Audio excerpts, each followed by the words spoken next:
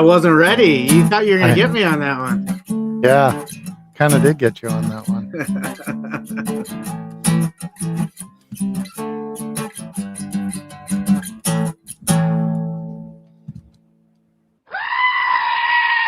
There he is. There he is.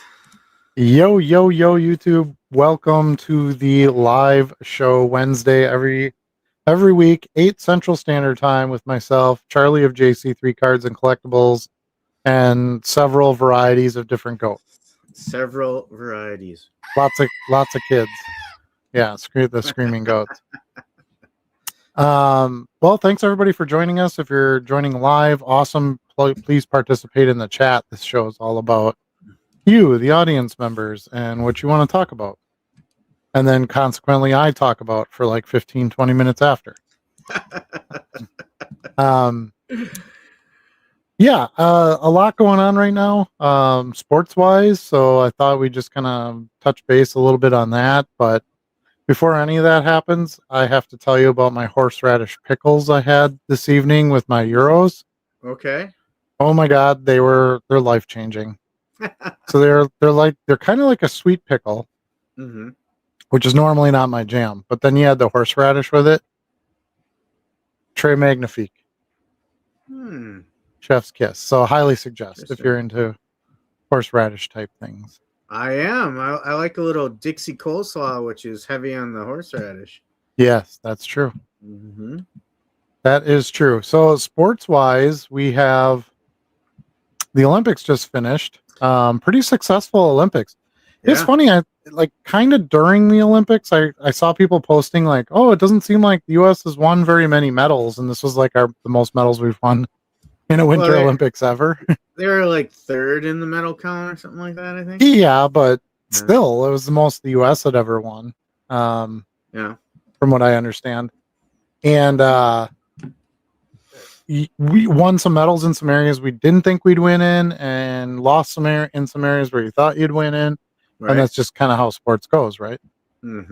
Both hockey teams winning gold. That was pretty amazing. That was, great way to finish out the games. You had Chloe Kim take silver. I did not see that coming at all. We did really well in aerials, but like a bunch of aerials teams and singles won medals. And our own Wisconsin native winning 3 speed skating medals, 2 gold and a silver. Yeah. So I think it was a very successful Olympics overall. Yeah. Yeah, he trains right within walking distance of one of my childhood homes. Nice. I saw the billboards and stuff they put up for him. When he came back, because that ice center there is where he trains, right? That one. It's like right ice center right by State Fairgrounds. Yeah, by the State Fair. I was just gonna say. Yeah. So that's pretty amazing. Like I think it's cool to have something like hometown, right? Because you know, great for the country, but it's fun to have somebody right from here. Yep. So, basketball, we're getting into the late swing of that sport now, and we're going to start getting to the playoffs. Yeah. Basketball's actually been selling pretty well for me the last few weeks, which normally it's not a good seller for me. Okay. So I like that. It was good to turn some of that stuff. I just bought a whole stack of LeBron and Steph Curry stuff too, so I'm going to try to get those up. Okay. World Cup soccer, that's going to start. I shouldn't say going to start. I saw a couple commercials already with some soccer stars in it. So you're going to start seeing like product push and stuff like that. Are there like friendlies going on and stuff too? No, most of them are still in league play. Like Premier League is wrapping up and things like that. Okay. So those guys are all on their club teams. They're not with their countries right now. Okay. But you'll start seeing like, teams getting ready to come over here, and then the push-off matches are like late May, early June time. So we'll get that, there's going to be a lot of push for that, especially with it being in the U.S. Sure. So that'll be, I think that'll be fun. We had the Prism Soccer Monopoly came out, so we got the first World Cup product out. I would imagine there's going to be like a regular Prism World Cup set that's always highly anticipated every 4 I years. think so. So we'll see that. And Panini still does have rights for soccer, so we should see their products being the ones that come out. I know Topps has some rights to different products too, but not World Cup. So Yeah. So we've got to watch for that. The World Cup stickers I know are out. I've seen those, the sticker packs. Topps just has MLS, right? I think no, Topps has Premier League too. Oh, do they? Yeah, or Champions. Oh, yeah, Merlin. Champions. Yeah. Yeah. So, I think soccer's going to kind of heat up. So if you've got some soccer stuff laying around you've been waiting on, list it up. I've been selling more soccer too. Okay. Granted, buying the boxes of World Cup definitely helped that. Yeah. Those Monopoly World Cup boxes are really solid because it's all like legends from the different countries. Mm-hmm. So you got Pele and Maradona and of course Messi and Franz Beckenbauer. Remember him? I know you know who he is. No? Oh. Batistuta. I mean, he was a guy that I watched a lot when I was a kid from Argentina. Played with Maradona. Okay.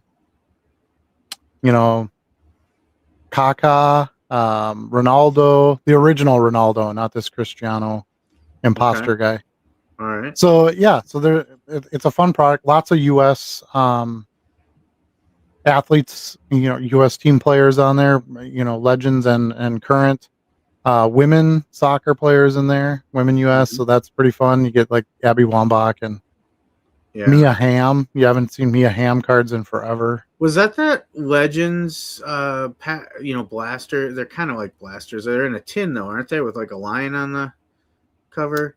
No, that would be the lion on the front would be like the 3 different leagues. Okay. So that'd be like Atelier and all that stuff. Okay. These are Monopoly boxes, so they look like the basketball ones, basically. Okay. But it has a little shadow of the World Cup on them. Oh, I thought you were talking about a different set. I didn't know you were still talking about the Monopoly. Yeah, that's the only one that's out so far for World Cup stuff. Okay. Because when you were talking about the Legends, I was thinking of that set that I shared with you that I found at a local Dick's months ago. And there were those little tins. And no. All like Legends and stuff in there.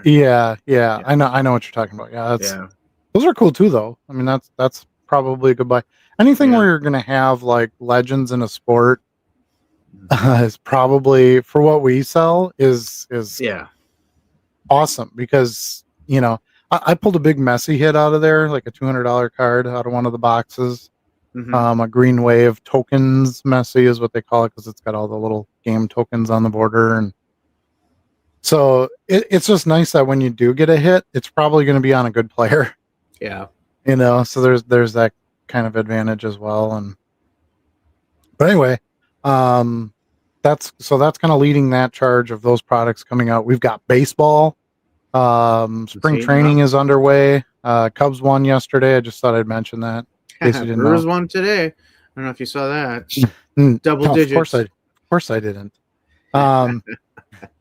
So back to soccer though. We've got Arsenal and Man City are really making a run now for the top spot in Premier League. So that's fun between myself and Brad being opposing fans to the opposing team. So we're enjoying that. But yeah. So baseball is just about ready to get underway and starting to see some of those names pop up that are having good spring training sessions. And let's see, I think is the first game March 30th. I was going to say it's that Japan series again, right? And I think it's the last week of March. It's a little bit earlier. I used to always know the date because it was like, okay, well, all the teams play on this date, but now they add all this stuff in the beginning, and I never remember what day it is. Yeah. So, like the traditional mass opening day is somewhere in the first couple days of April, but then they do that Japan series, Tokyo series, or whatever they call it. Yeah. Let me see. Schedule 2026 regular season Wednesday. Actually, it's not the Tokyo series. It says Wednesday, March 25th, Yankees at the Giants on Netflix. March 25th. Ooh, on Netflix. That'll be fun. Yeah, that's I can actually watch a baseball game. That's neat. I knew if I held out long enough not buying sports packages, they'd eventually play on like real streaming services, and Yeah, that's kind of happening. That's to watch our Brewers here this year. We gotta stream everything.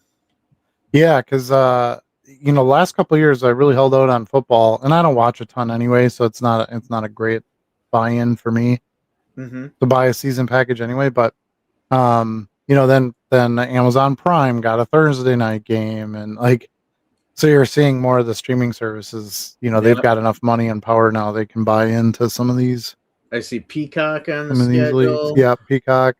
Soccer too. I mean, I can watch a lot of the games and that's usually Peacock and Paramount Plus.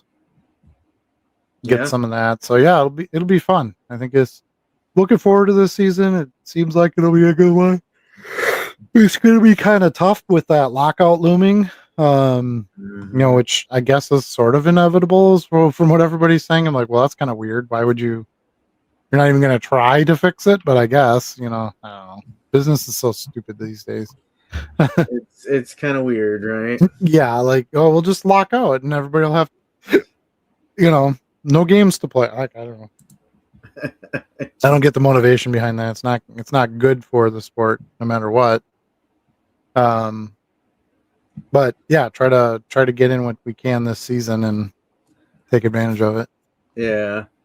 And then bulk up on those legends, because the legends will always sell even if there's no baseball season. Yeah. I was trying to confirm that schedule because MLB.com always lists it weird. Like they mix spring training the different in that dates. last week and that's what I'm talking about. I always had the date knocked, and now it's like there's this, but then it's after this. And then there's the World Baseball Classic in there too. Yeah, and then there's just regular exhibition games too, with like college teams versus the pros. But they list them all on the same schedule. And it drives me batty. But Wednesday, March 25th, Yankees in San Fran. It doesn't say exhibition. It doesn't say spring training. I think that is the official season first game. opener. Yeah. Opening day.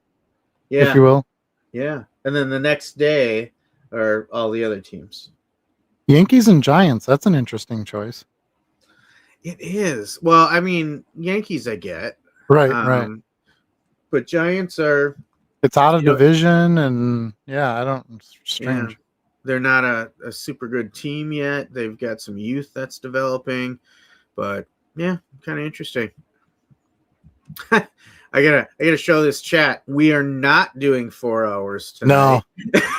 No, I was talking about this earlier today, and I'm like, man, 3 hours. That put me under the table the next day for sure. Well, tell you a little bit about my week. You'll remember I was sick. I was coming down with something during the show last week. I ended up not going to work on Thursday. I barely made it to work on Friday. And I canceled all plans over the weekend. I was stuck in the house. It wasn't until yesterday that I started feeling back to normal. Yeah, I listened to your blog, and it didn't even sound like you. You could tell, right? Yeah, it was pretty bad. So, well, I'm glad you're feeling better. It's just that sometimes that happens. Just had a little Decker into the vet today. He's got a double ear infection. Oh, really? Yeah, he was up all night scratching his head and and then I looked at it in the morning, and it's all puffed up. And oh wow. So I think what happens is when we have 3 dogs here on a Friday night with our social dinner thing, and they do that whole like mouth on mouth thing. I think he gets the slobber and stuff in his ears because they like chew on each other's ears, and he's got those little like floppy ears, which it's not conducive to healthy ears. Yeah. Because we get swabs in there and stuff, and it's like, what is all this crap? What have you been doing? Like, you live in a house, and it's winter. It's not like you're out in the fields doing stuff, and it could be water in there from snow melting. There's a few other things too, but my guess is it's because if you think about like the drool and stuff, I mean, that's gonna have germs and things in it. It's got to. Yeah. Yeah. Dude, I gotta say this right now. This is about the State of the Union, but it is not politics. Did you watch it at all? No. Your hair right now is exactly the hairstyle that Trump had when he walked in. It was all thrown up on one side, and I'm like, isn't anybody gonna fix that? Like he had just walked in out of the wind. Well, he kind of always looks like that. I kind of always do too right now. I got a lot of static going on, so mine's kind That's of like a made-for-TV event. You would think there's a stylist that touches him up right before he walks out onto the floor, right? you would think so. I would think that with many other presidents that would be the case. And then, as he's walking down the aisle, people lean in, shake hands, and they'll whisper something in his ear. And I'm like, is someone going to tell him that his hair's standing straight up? Your hair's out of place. Fix the toupee.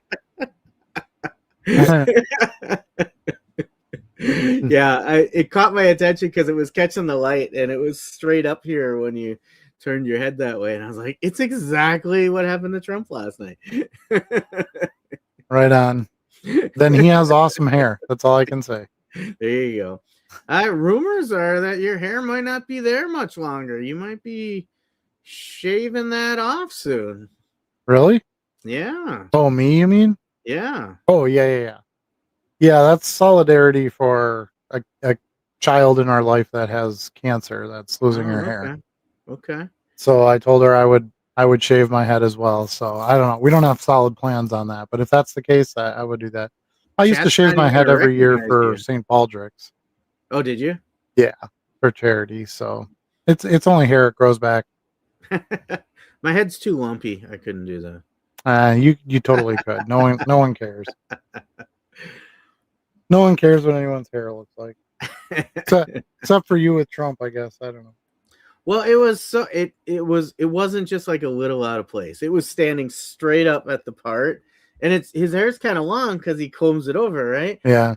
So it was noticeable. I'm like, someone's, there's got to be a cutaway or something, and somebody grabs his hair and just presses it down with their hand. You just send a roadie out in all black, right? Yeah, with a comb on a string, and they just do the thing. A spray bottle and a comb.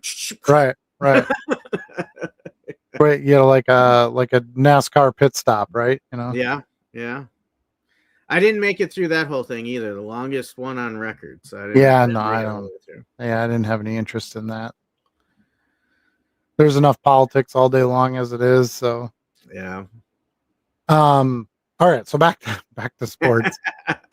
So we've got baseball kicking off. We've got the World Cup coming up soon, which is in the United States for the first time since 1996. I want to say. Like that, yeah. We had the Olympics. The next Olympics, the Summer Olympics, are going to be in LA. 28, right? Yep, 2028. So obviously that's a ways off yet, but another thing to start to get prepared for. I heard I should say that they started taking lottery submissions. So if you want tickets, really? Yeah, they're doing it by lottery, which I like.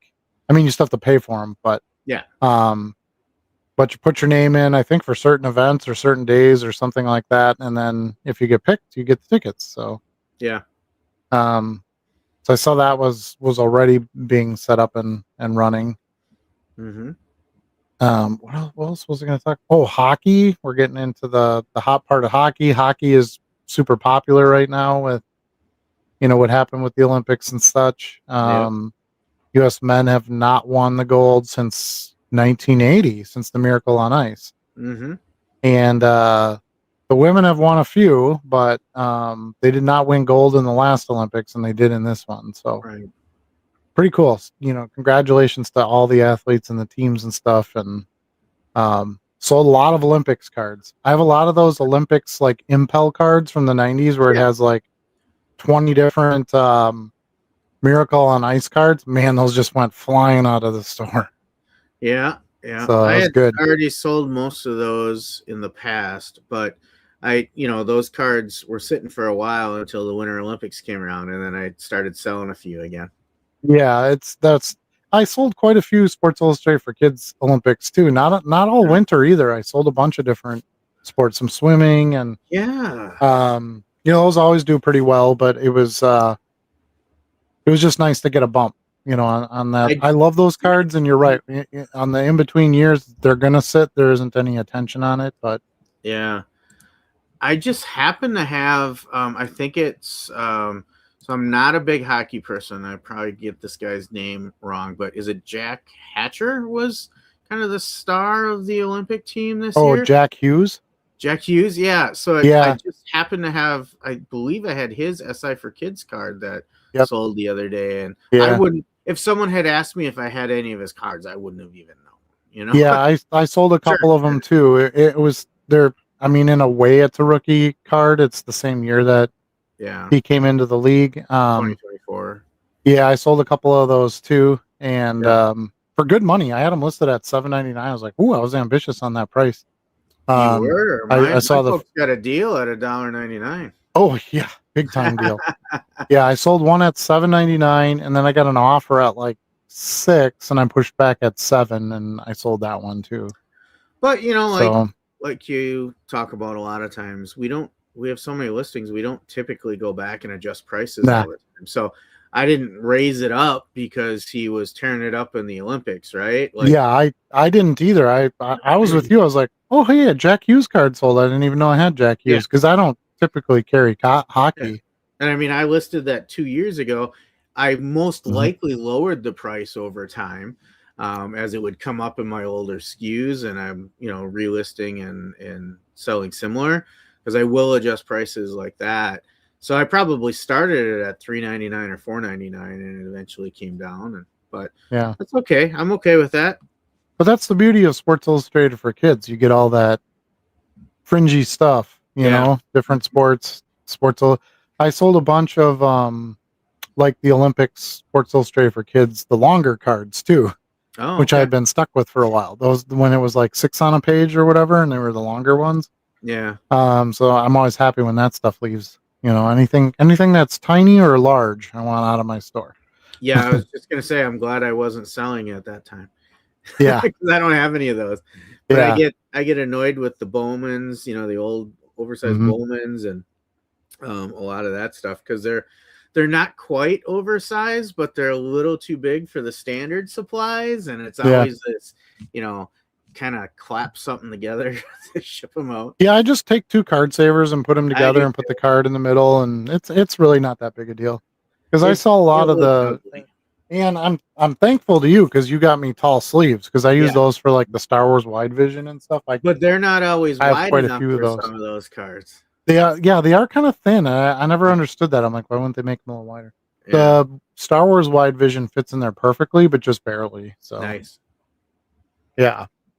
All right. So that's kind of the state of sports as far as non-sport goes. I mean, I don't think we have any real big releases that just came out. I know the Star Wars Unlimited card game, the national tournament starts, I think, next week.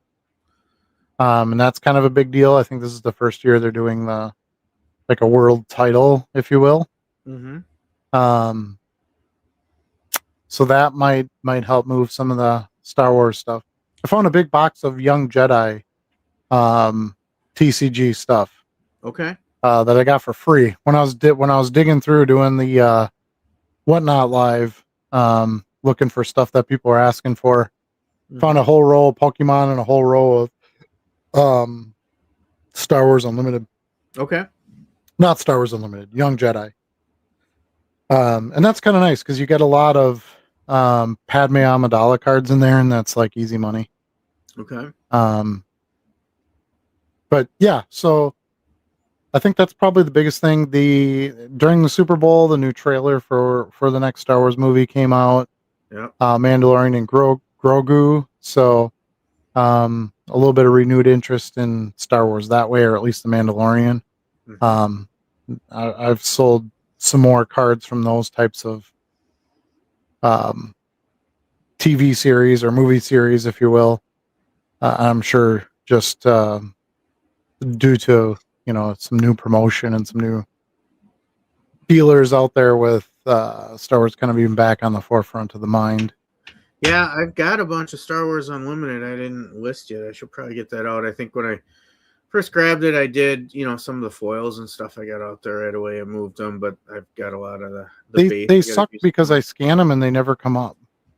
Car Dealer Pro doesn't recognize them. They don't match. So you got to list them all by hand, and I don't know. So that discourages me. I usually set a pile of them aside, and then when I really have nothing else to do, I will get them listed. But they do sell. I've sold a lot of Unlimited.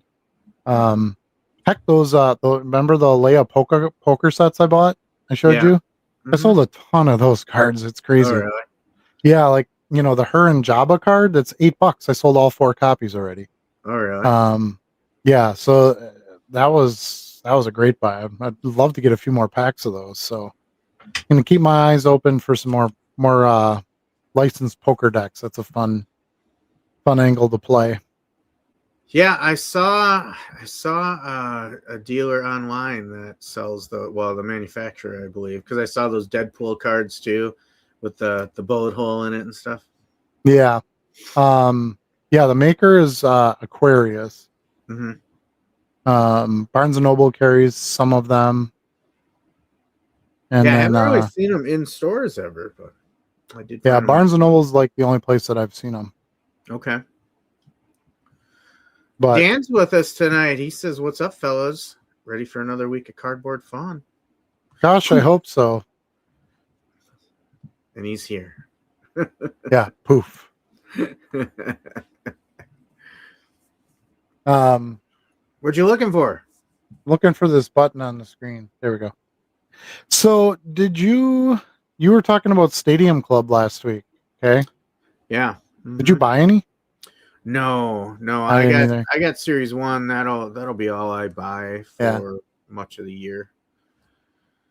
But I've bought Stadium Club in the past. They're slow movers. In my opinion, there are collectors that are diehards for it, and the photography is great, but they just don't seem to fit as well in what we do. Yeah, you really have to kind of get to the parallels. Like the pinks are really popular, and yeah, stuff like that. The old Stadium Club refractors that they throw in, those do pretty well. And then some of the legendary players, when you see those kind of candid shots of, Babe Ruth playing the saxophone and things like that, those tend to gain some market. But I mean, I just pulled a bunch out the other night because I have a lot of it here. In a collection I bought, there was a ton of it too, of older stuff like 90s, mid 90s. Yeah. And really I would go through a couple hundred cards, and there's really only 10 or 12 players in there that really go well. Mm-hmm. Hall of Famers, guys. I think the other day I listed was it Kirby Puckett with the giant bat by the bench, and Chipper Jones, the Braves pitchers, Maddox, Smoltz, and Glavine, guys like that. But then the rest of it ends up going in my basically in liquidation and lot boxes. So yeah, that's tough because you're right, the cards are amazing, and if you hit decent on some of the parallels or inserts or autos, you'll do fine. But yeah, the bulk of it is not. It's not, and it's a shame because it is really nice. Like to me, it's kind of curious because everybody kind of unanimously agrees that it's great photography and stuff, or even like this. I mean, this is Tim Raines, but this is the World Series Redemption, gold foil. Yeah, there's just really no market for that. Again, you just sell a few of them, but it's not worth listing everything. Like Juan Gonzalez, I thought would have a little bit of a market. Yeah. It's maybe 3 cards a year that move from that set on them. So, yeah, they're a little tougher. I would agree with that. Yeah. But again, universally, everybody says, "Oh yeah, the full bleed photography is great." Well, it is, but then what are people doing with them? You know, if it's so great, why don't you see more of it move? What are people doing with it? Yeah, I mean, I think it tends to be more player collected, Yeah. right? So, you're a big fan of, you know, whatever player. You like those more candid photo cards and stuff like that, Yep. because if you have 20,000, Frank Thomas cards, the next one of him at bat is not going to be a big deal, but one of him mowing the lawn at his house, that's something that's could stand out a bit in your collection. Some of them are just nice poses too. Like I listed this Ricky this morning from that set. Yeah. The gold Super Team World Series. It's just nice, like you said, candid photos. Yeah, it's a little more personal. Now we have, TikToks and whatnots or not Yeah. whatnots, but. And there was in that particular set in 95, there was a subset that was like best seat in the house. Yeah. And they were kind of up close action photos that were really, really cool when I saw those as well. Yeah, there's definitely some good Stadium Club stuff out there. If that's your thing. You get a nice auto out of there, it's gonna move, of course. That's what I said. It's really all you just have to get a little lucky on the hits and then you'd be okay. But yeah, we talked a little bit last week. You said, "Oh, I spent so much at retail, I didn't realize." I'm very conservative on what I buy on boxes. Now I bought a bunch of the World Cup soccer, but it's all star players from the past. Yeah. Legends, if you will. So like if I was digging in a dollar box and I saw all those players, I probably would have bought them anyway. Okay. So why not buy it as a sealed box and have a chance at some numbered and some hits and things like that? Yeah. That's the only time it really seems like it makes sense to me. That, or if it's a product I won't see singles of, like I was buying the My Little Pony, the cacao, or what are those? Kaio cards. Those and Naruto and the Kakao stuff, right? We bought boxes of those because that stuff you're not going to dig through quarter boxes and find that. So yeah. So that's the time when I kind of go, okay, well, I'll spend some money on box or pack here or there or something like that. Even Tops this year, all I bought was 2 hangers.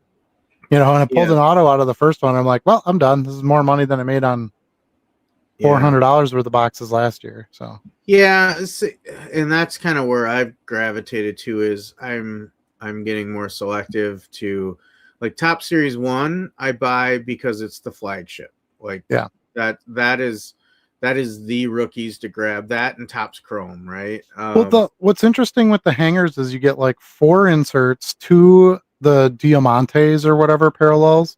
They're exclusive to those, and then like the shots with the autos and that kind of stuff. It's like that's what all the inserts would be on like a hobby box. Well, you get in one the pack. Exclusive sand glitters in the hobby. Yeah, well, I got a sand glitter too, though. But no, you got a rainbow. Oh, is that what it is? I don't know. It's got little fleck. Rainbow hollow, I think they. Whatever. I don't care. It's got little flecks of foil in it. Somebody will buy it. It's shiny. Yeah. They're really close. I remember last year we're like, which one is which? In fact, I think we listed a bunch of them wrong at first. Probably. I still don't care. But yeah, so I don't know. I felt like that was such a great little product release for $15 for the hangers. I'm like, man, that's good value. Yeah. So I just bought. Nice. Huh? The Diamantes are nice. Yeah, I sold pretty much all of them right away. All the inserts, they pretty much all went. I was surprised because I was like, man, I had, more of this stuff last year, and sort of. Well, we ripped a ton of product last year. Yeah, well, and I don't know. Maybe people are more excited about the rookie class this year. Ballesteros, I hadn't followed him too much. I think he's with the Cubs now. Moises. Huh? Moises Ballesteros. Yeah, he's a rookie this year, right? Yep. Yeah. His stuff went super fast. I sold all of it like within the same day, and yeah, that auto I got, I had no idea who the kid was. I sold it for $40. I mean, it's like, It felt like things were doing better this year than they were last year, as far as that product goes. And I know they printed the crap out of it because I still see it everywhere. But Yeah. and they should, honestly, in my opinion, those flagship products, they should print them. Mm-hmm. You know, everybody should have a chance at buying a few boxes, picking up the singles they need, making their set, and that being your base product. That's the whole point of it, you know. And then print less Stadium Club and print less, you know, whatever $500 box stuff you want to release. You know, that's Right. the key. That's the key, because that's how you keep people in the hobby. You get kids in, make things affordable. You know, put together a couple boxes of commons off of what you bought in your hobbies and give those away. Like that should be your hobby entry type stuff. Sure. Yeah. So, and I think most people see it that way now. I know there were complaints a lot the past few years. Oh, the printing runs keep going up, and for the more limited products, yes, that is a fair thing to complain about. But I think people kind of rewound themselves in the last year or two, and they were like, you know what, print the hell out of tops. That's fine. You know, and then you just have to curb how much you buy yourself. Right. You know, you have to behave yourself with it, because there is going to be a lot out there. And, but you know what's funny about that though is I was thinking like the early '90s Topps stuff, right? Like 1990 Topps. It's so '90s, isn't it? It's got like pink borders that bleed into blue borders, and it's got like the dot, you know, printing patterns on it and stuff. But I saw a bunch of that, like just base stars and, you know, some of the rookies, you know, Sosa and stuff like that out of that set. And I remember seeing so much of it. I mean, I remember that was the first hobby box that I bought myself. It was $25 or $30, I think it was. Crazy. Okay. But I remember going into ShopGo, and I think it was by seasonal stuff. I don't know why this sticks in my head, but you know, you have certain memories where you're like, why the hell do I remember this? Yeah. But I remember walking in there, and they had like summer toy stuff on the top section of this aisle rack. Okay. So they had like the plastic little, you know, cup things where you could throw the ball back and forth, and like a pail with stuff in it, you know, for sand play and stuff like that. That's what was all on the top. And then these two shelves on the bottom of this entire row of aisle was 1990 Topps boxes. There had to have been at least 100 of them, you know, sitting there. Yeah. And I bought them, and I'm like, no way in hell you'd see this today, right? And walking into even when we go in and we go, man, there's a lot of Topps product on the shelf. You're still not seeing that kind of quantity. So I still think, you know, as long as the hobby stays healthy and you go long term, and some of those cards get tossed and lost and whatever else, I think you can see some maintained value and stuff like that, because people always want the flagship. You know, there's always going to be collectors for that too. Well, I remember when I was a kid, I got this, you know, Topps set for my birthday, so now I buy all the Topps sets, you know, stuff like that, because they still sell the complete sets too, which I think is crazy. But I'm guessing they sell, or they wouldn't be making them, you know? Yeah, I don't think they're dumping boxes in the ocean. I don't think so either. I would hope not. So yeah, so don't, you know, yeah, in the year that it's released, you're like, man, there's just a ton of this and all the value boxes, and you get tired of seeing the same border. You're like, well, I'm going to skip that whole stack because I know what that is. But I think, you know, you get 6, 7, 8 years out, and now some of those rookies become real names and things like that. And it's like, you can go back to that stuff and people want to buy, you know. I mean, on my Whatnot show, I had a Brady buyer come in, so I grabbed a whole stack of Brady's. It was perfect timing because I just bought a 2-row box of just Brady stuff. I just threw random stuff out there, like 2020 Donruss, right? Like really, really low end stuff. And that's the stuff he wanted to buy. I'm like, dude, this was everywhere. Like you couldn't really give these away. And I know it's Brady, but still. But think about it. That was 6 years ago. If you're coming in now and you're collecting, or you're just trying to scoop up what you can, you know, to fill out a collection, it's like those cards now are selling. Yeah. Somebody needs that card, and you can't go to the store and buy it. So, That's true. and they're never going to print it again. Well, they shouldn't. They better not. Man, if they start reprinting yours. I hated that when they did that in like the early 2000s when they would reprint like some of the key rookies. Yeah. And you still see them now, like the 98 Topps Peyton Manning, right? Mm-hmm. They printed those as reprints, and man, that's such a terrible idea. You You like know, it in baseball though, because you sell a ton of those reprint rookies. but those are different because they're marked. They're usually like Topps, They are you know. marked reprint, yeah. Well, but more They're clearly, usually like so. archives. Yeah, like archives because it has a little gold on it, clearly different paper, you know, all that stuff. Yeah. Versus those 2000s ones, it's like you have to flip it over, and on the very bottom it says reprint.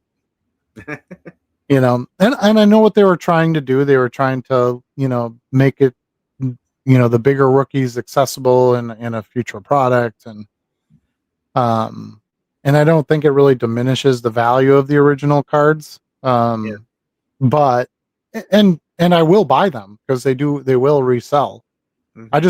It's confusing because then the buyer comes in and they're like, is this really a Peyton Manning rookie for $4? Yeah. Well, what do you think? You know?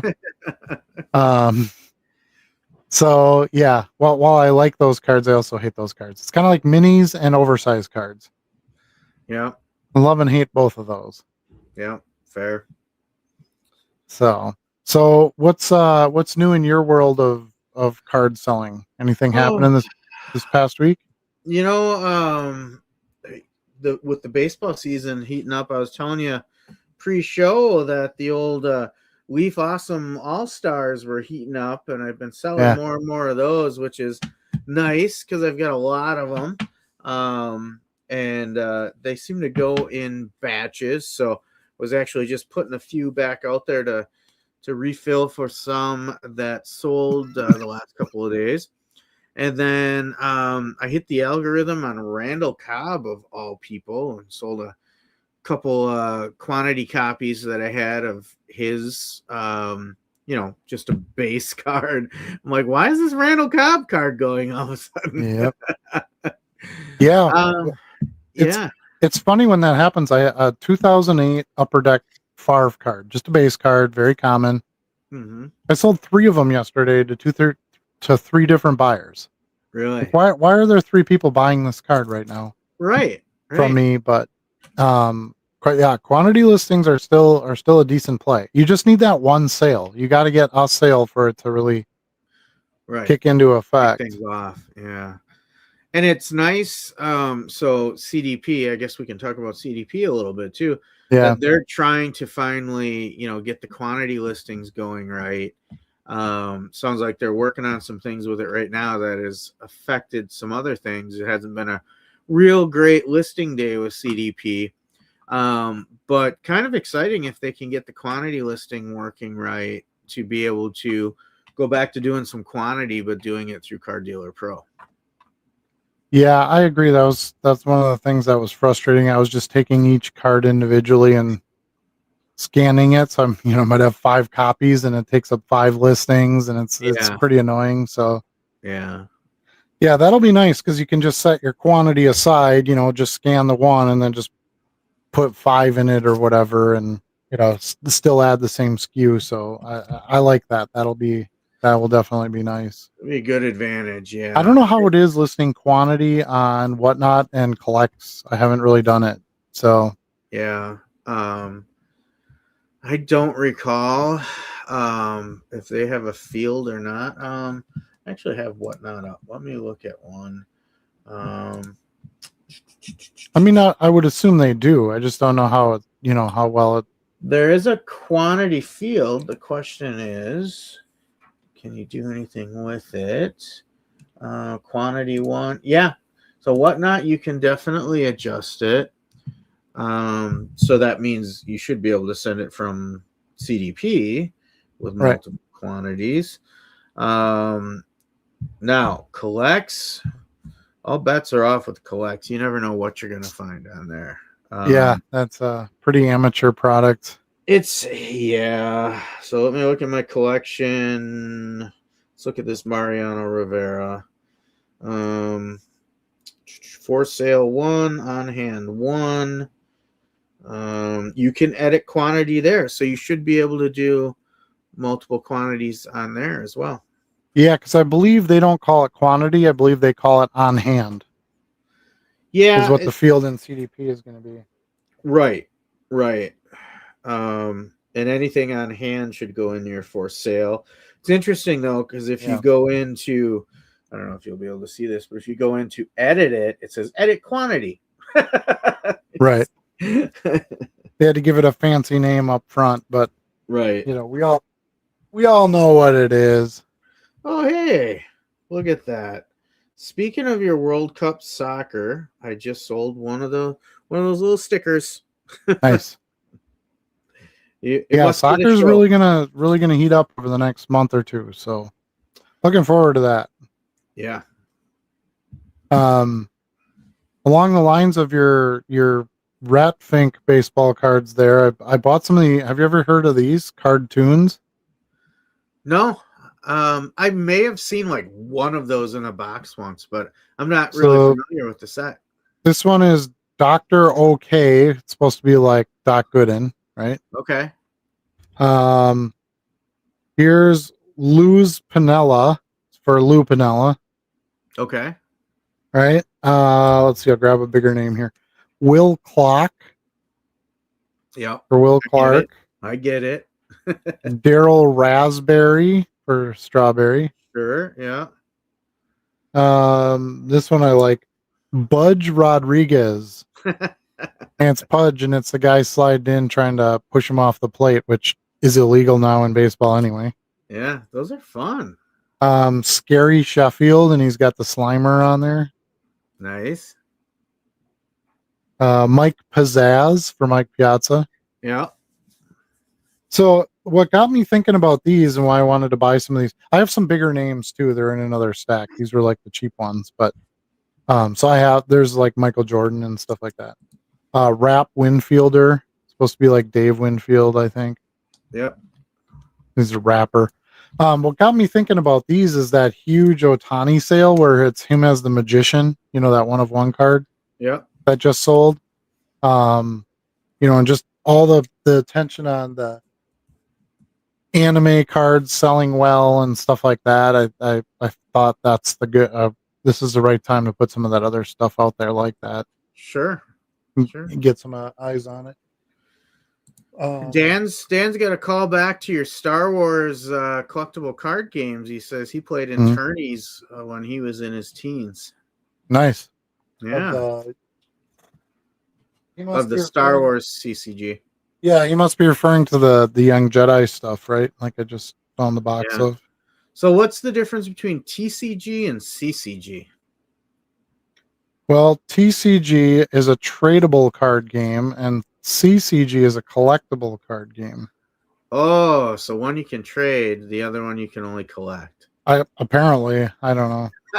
I don't think there is a difference. there isn't a difference. I think what happened was, there were sets that came out and somebody, referred to it as a TCG, and then it's, but CCG was already out there. So yeah, I think it's just one of those things. Yeah. Or Designated Heckler wants to know if we did you guys go to a Rip Night last weekend? No. I've never been to a Rip Night in my life, and I don't think I ever will.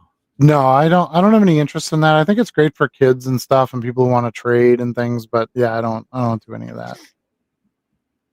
Yeah.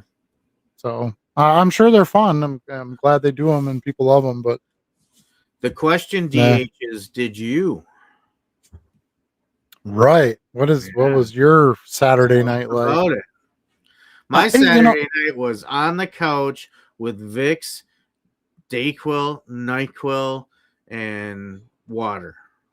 I didn't tell you yet what I did on Saturday. Does it involve sausage? Sort of. Ironically enough. How did I? So I went to a whiskey tasting event down at where the heck was I? I just had it on my tongue and now I can't remember what it was. The Granary in Appleton. Mm-hmm. Yeah. So there were 6 or 7 whiskey vendors there. Mm-hmm. And over the 2-hour period of time, we tried pretty much all of them. Every bottle they brought. So I probably had like 21 shots in like 2 hours. So yeah, we were pretty toasty by the end of it. But man, it was so much fun. It was fun to go out and do like a straight up adult thing, you know. Whiskey or bourbon? Well, some of them were bourbon, some of them were whiskey. Some of the vendors brought some brandy. Okay. There was a vodka we tried. A lot of them were distilleries we'd have already been to. So for those who don't know, I have a little whiskey group, and we do a couple distillery tours a year and things like that, and try different bottles. And in this, we got kind of a soft invite, if you will, to go to this thing. But I was shocked they didn't charge us anything. So Oh, really? went in and had 21 shots of whiskey for free, which is Wow, a pretty solid deal. that is. So yeah, that's how I spent my Saturday. That might have also gotten rid of your cold, by the way. Yeah, it definitely would have made it feel better anyway. Yeah, for sure. We had a driver, by the way. None of us drove, so Good. yeah. So that was well planned out. But yeah, it was fun. Something totally different from what I would do on a Saturday. I skipped the Green Bay card show to go do that. So Yeah, that was my plan for Saturday until I came down with that cold and I just couldn't do it. One, I don't think I could have made it very long, and two, I didn't want to bring that into that environment. Yeah. Yes, the very first show at the KI that I haven't gone to since it started. But since I missed it, I'm actually thinking about maybe seeing if the fam wants to go to the hockey game this Sunday and check out the show at the arena before the game. Oh, well, that's a good idea. At Gamblers? Yeah. Gamblers? Mm-hmm. That's a good idea. Just kind of curious how they set that up there and what kind of turnout they get. Yeah, I don't really know anybody offhand who's a vendor there. Yeah. So I think it's Sunday afternoon. Yeah, that sounds right. Mm-hmm. Yeah, so I do not have the pressure to buy like I did. I have enough stuff and sales are rolling, and Yep. A couple shows here or there, and I have enough stuff to list. So Yeah. still have a good portion of that 2-box non-sport big lot that I bought, and I'm still working through those and getting those listed. Sold a bunch of A-Teams cards. I know you'd love that. Yeah. You said your A-Team sat. Yeah, a couple of them went right away, and then most of the rest went. But I didn't have all good character cards. Some of them were just scenes and stuff like that, and the scenes a lot of times are harder to move. Yeah, the Knight Rider stuff has been selling well. I've sold a few of the He-Man or Masters of the Universe, whatever you want to call it. Mm-hmm. A-Team. So yeah, it's fun. I like filling it up with some of that stuff, and seeing some of it move is always a positive. Yep. So yeah, as far as like new products coming out, what am I excited about? Probably a World Cup Prism would be big. I'd buy some of that. Mm-hmm. I don't know. It's kind of the only thing I'm really looking forward to as far as new product. Yeah. Yeah. Well, I mean, that's not really what we do either, right? Like, so if you're a card reseller, do you want a random large batch of slow long tail inventory based stuff, or do you want to curate your own inventory at a show, one card at a time? Right? Yeah, exactly. What's your better investment? Definitely at a show. Like I said, there can be those exceptions, like that soccer Monopoly set is pretty legit. Mm-hmm. With legendary names basically up and down the whole checklist. Yeah. But yeah, outside of products like that, non-sport, it's a little different. You can kind of buy some of that because yeah, that's true. There's a lot of fringe characters that will sell. You have different types of collectors there. It's a little bit different, but yeah. Even that, man, non-sport prices have gotten expensive. Those the Stadia, was it? Oh no, Topps Chrome. Marvel. What's the one that Batman? just came out? Yeah, Yeah. the Marvel movie one or whatever. $39 for a blaster. Like, what are you doing? Mm-hmm. You know, so I mean, the Prism Soccer was $29.99, so $30. So basically a buck a card Mm-hmm. because you get 6 packs with 5 cards in it. So that I'm okay with, especially when they're all like stars and legends. Right. And shorter print. Like, you're not going to make as much of Monopoly as you would something else. Mm-hmm. So yeah, I think I've just been very discerning on what I rip anyway. And even more so, like, as year goes by, and I see stuff on the shelves and it just doesn't do it for me. I'll pass. Yeah. I mean, even before I kind of did my accounting for the last year, prepping for taxes, and I had an eye-opening moment of how much I did spend on retail last night, which was a lot more than I expected. I had already started kind of slowing down. I think initially when I started selling, there was a little more of a draw to it as I was getting, back into it, to get a lot of different product and see what's out there and stuff. But I think I'm kind of past that now, where it's like getting more to just a pure commodity view. Yeah. What can I do with this product? Like, what's my return on this product? And for the most part, buying stuff off the shelf, it's not there. Yeah, I mean, there's times to just do it as entertainment, and I think that's okay. And then, yeah, if you hit something, make some money off of it, great. But if you don't, Yep. just had some fun. I don't think I will ever go my entire life and not rip anything. That just doesn't sound fun to me. Yeah, and Just that's that lottery ticket of possibly getting something good is that dopamine hit. Yeah, and I don't think there's anything wrong with that from time to time, but yeah, you do have to watch what you're buying and then kind of watch how often you do it, I guess. Yeah, and that's kind of what I talked about in my podcast this week. Is I had to basically build a little bit of constraints around that to keep it in check, but I'm not completely eliminating it, because for me, buying a box off the shelf is kind of a big stress relief for me. If I have a tough day at work, or something happens and I want something to feel good about, I like ripping some cards, right? Yeah. But I don't want that to go unchecked. I think, and that's exactly how I budgeted in my allocation spends for the year. It's not truly inventory buying, it's entertainment. Yeah. Yeah. And I kind of look at it the same way. I see, to me, it's not even necessarily the entertainment side of it. It's more the opportunity. Like, I want some of those new My Little Pony cards. Well, I'm not going to find them anywhere. But that's a little I'm different. gonna have to buy some packs. Before. Yeah, but it's still different. It is and it isn't. It's still buying retail packs and ripping them, and but you don't find that every weekend at a show. That's exactly my point. So those are the types of products that I would buy. Yeah, even like the Prism World Cup Soccer. How many dealers are we going to see stuff in their boxes from that? We're not going to see a lot of it here. 6 months from now, you probably will. You might. After the World Cup, yeah. 6 months from now, I'm still going to buy Pele cards if they're in the box, and Messi cards, and Maradona, and like, I'm still going to buy those anyway for the right price. But like, Topps Revolution football, you're going to see that at a show.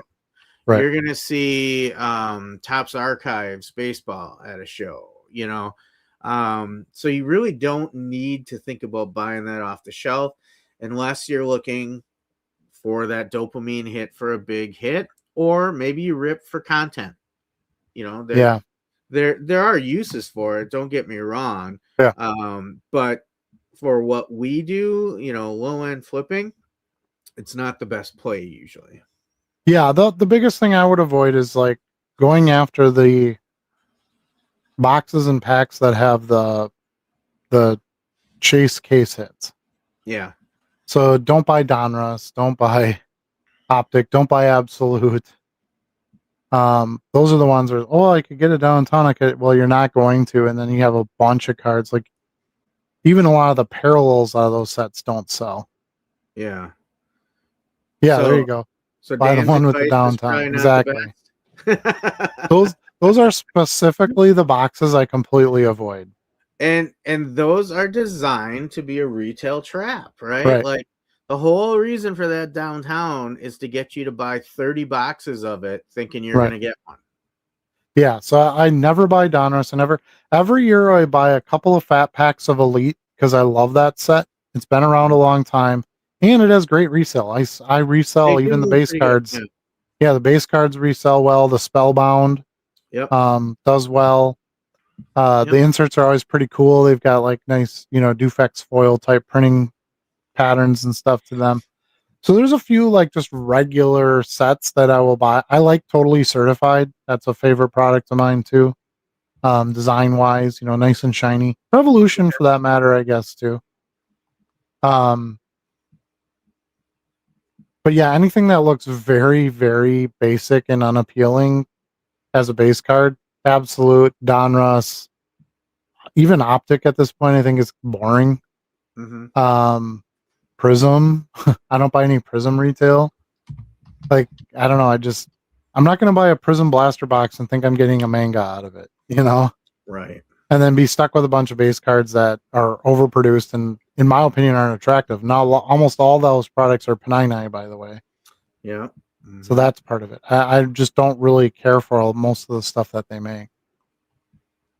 Yeah. Because I look at it like, well, if it doesn't have eye appeal to me, it's going to not have as much eye appeal likely to a lot of my buyers. Yeah, that's how we look at things a lot of times, right? Like, Yeah. do I like this? Somebody else has got to like it. Do I not Yeah. like this? Then most other people probably don't like it. Wolfie Joe's with us tonight. He says Five Below sells those Aquarius card decks as well. Yeah, I've checked some Five Belows and they don't sell any of the like good licensed ones that resell. Not that I found anyway. So, but yeah, I mean, if you find the key to those, if you're gonna do them, since I already cat's out of the bag on my play on that one anyway, make sure that it's a deck where all the cards are different. Mm-hmm. Okay, so here I'll show you an example.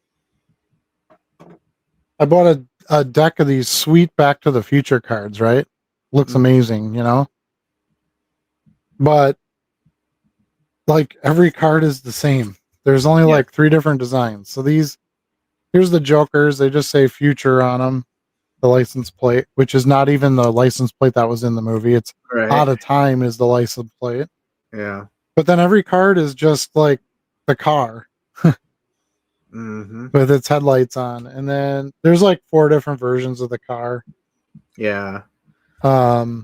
Here's the Out of Time license plate, spinning in the fire.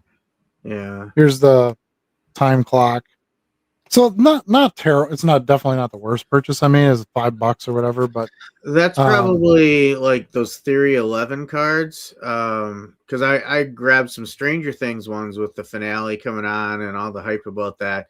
But it was the same thing. Really cool backside, really cool case, but then all the cards were essentially the same. Yeah, so that'd be my one tip. I mean, if you want 52 copies of one single picture, I guess that's a play, but variety is going to be the key. So like these decks, like here's the Lord of the Rings deck, like great back picture. Obviously they all have the same back.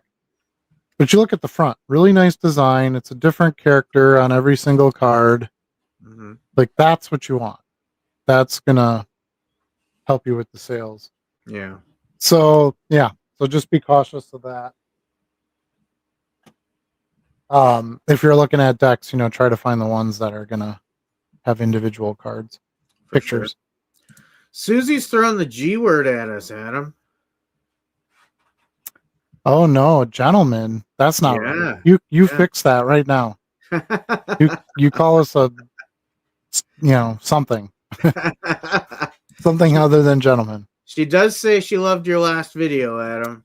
Thank you. I appreciate that. Yeah, trying to be consistent with the sales videos again. I've gotten good feedback on them and lots of views. So My main promise to myself is to do one a week. If I can get more than one a weekend, great. I just don't want to overpromise and underdeliver. So if I can do one a week, I'd be pretty satisfied with that. Plus this show, of course. Yeah. All right, should we get to some chat? We've been doing this for an hour, and yeah, we can do a little more in there. Dan says no. The CCG he played was before Young Jedi, the original Star Wars characters. Interesting. Yeah, like Uncle Owen, Aunt Beru. Yeah, I don't have any of that stuff, so I would definitely be interested in that. I don't know what that game was called, but yeah, Star Wars collectible card game, I'm guessing, is just had a basic name like that. Yeah. Designated Heckler says it was at a show a year ago, put on by a shop, and at 5 p.m. they converted it to a rip night. I was shocked at how much fun it was. People were having a good time, decided to go one this year, and it was good also, but not as good as last year. Good discounts on wax. Yeah, and if you're into that, that totally makes sense to go, if you like to rip packs, enjoy that part of the hobby. Yeah, that makes a lot of sense. I hate opening packs because I'm more like Charlie, where I go, oh, this will be fun, and I do enjoy the entertainment side of it, and then I open it and I'm like, oh yeah, that's why I don't buy wax. To me, it's just my reminder of don't do this. Now I got to do something with it. Yeah. No, the Prism Monopoly was the big shocker to me. I actually went back and bought more and more boxes. I've been buying it out because it's that good of a resale product besides, fun of a rip. So, okay. When new World Cup product comes out, I'm sure I won't be doing much more of that, but yeah, there's some exceptions at times, but anyway. Did I show you these that I bought at Goodwill? I don't think so. Speaking of Star Wars, so back in the 90s, there was this fad of making metal cards. I don't know if you've seen that from different. I have some metal cards, yeah. Yeah, Star Wars made a couple of different sets. They did a Bounty Hunters one that was really cool. Mm-hmm. Well, these are the metal cards, so they're all aluminum, so it's got, an image on the front. Now, what I love about these are Shadows of the Empire. Do you know what Shadows of the Empire are? That's one of the stories, right? Yeah, so this was like expanded universe type stuff. Yeah. So this is like Dash Rendar and Prince Zeiser and stuff like that. Yeah. Never made movies about it, never really talked about in canon, and that's what I love about it. Okay. So I was like, man, these are, and they're super, super, super uncommon. You don't see Shadows of the Empire stuff anywhere. Yeah. No, they went kind of boring on it, and they still did a lot of the main characters. So like here's Leia and Chewbacca. Okay. This has Zeiser on it, but of course they got to put Jabba on there too. So anyway, so that part's a little bit not as exciting. But first of all, I got this tin with the cards for 99 cents, so that made it worth it right there. Okay. But then when I picked the tin up, I heard this. Oh. And I'm like, well, that's not metal cards. So I looked inside it. Now these weren't originally part of the sale of these cards. You got some pogs in there or something? No, it's better than that. Okay.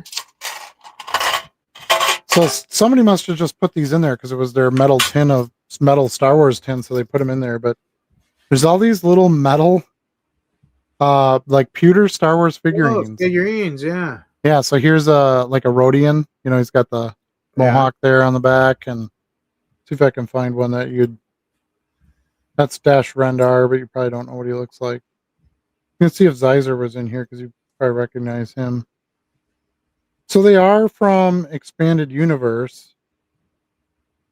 Lucasfilm 1989 was when they were made. Yeah, he's funky. Is this Prince Zeiser? Well, where the heck is he? Nope, this is Mara Jade. You know who Mara Jade is in the storyline? So she is Luke's daughter. Okay.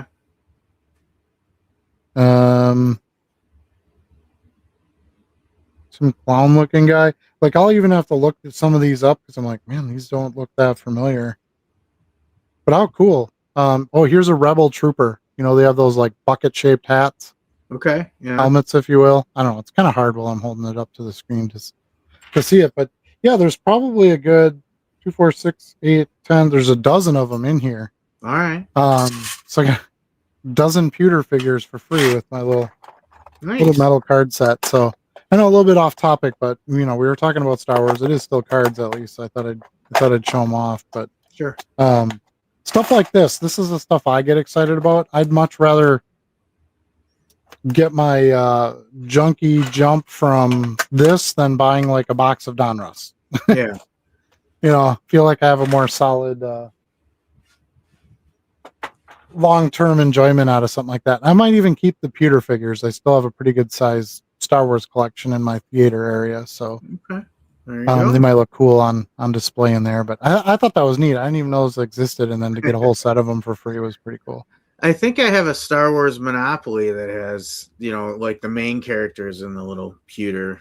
Yeah, these are all expanded universe. Or Shadows of the Empire, whatever you want to call it. I'm thinking they were.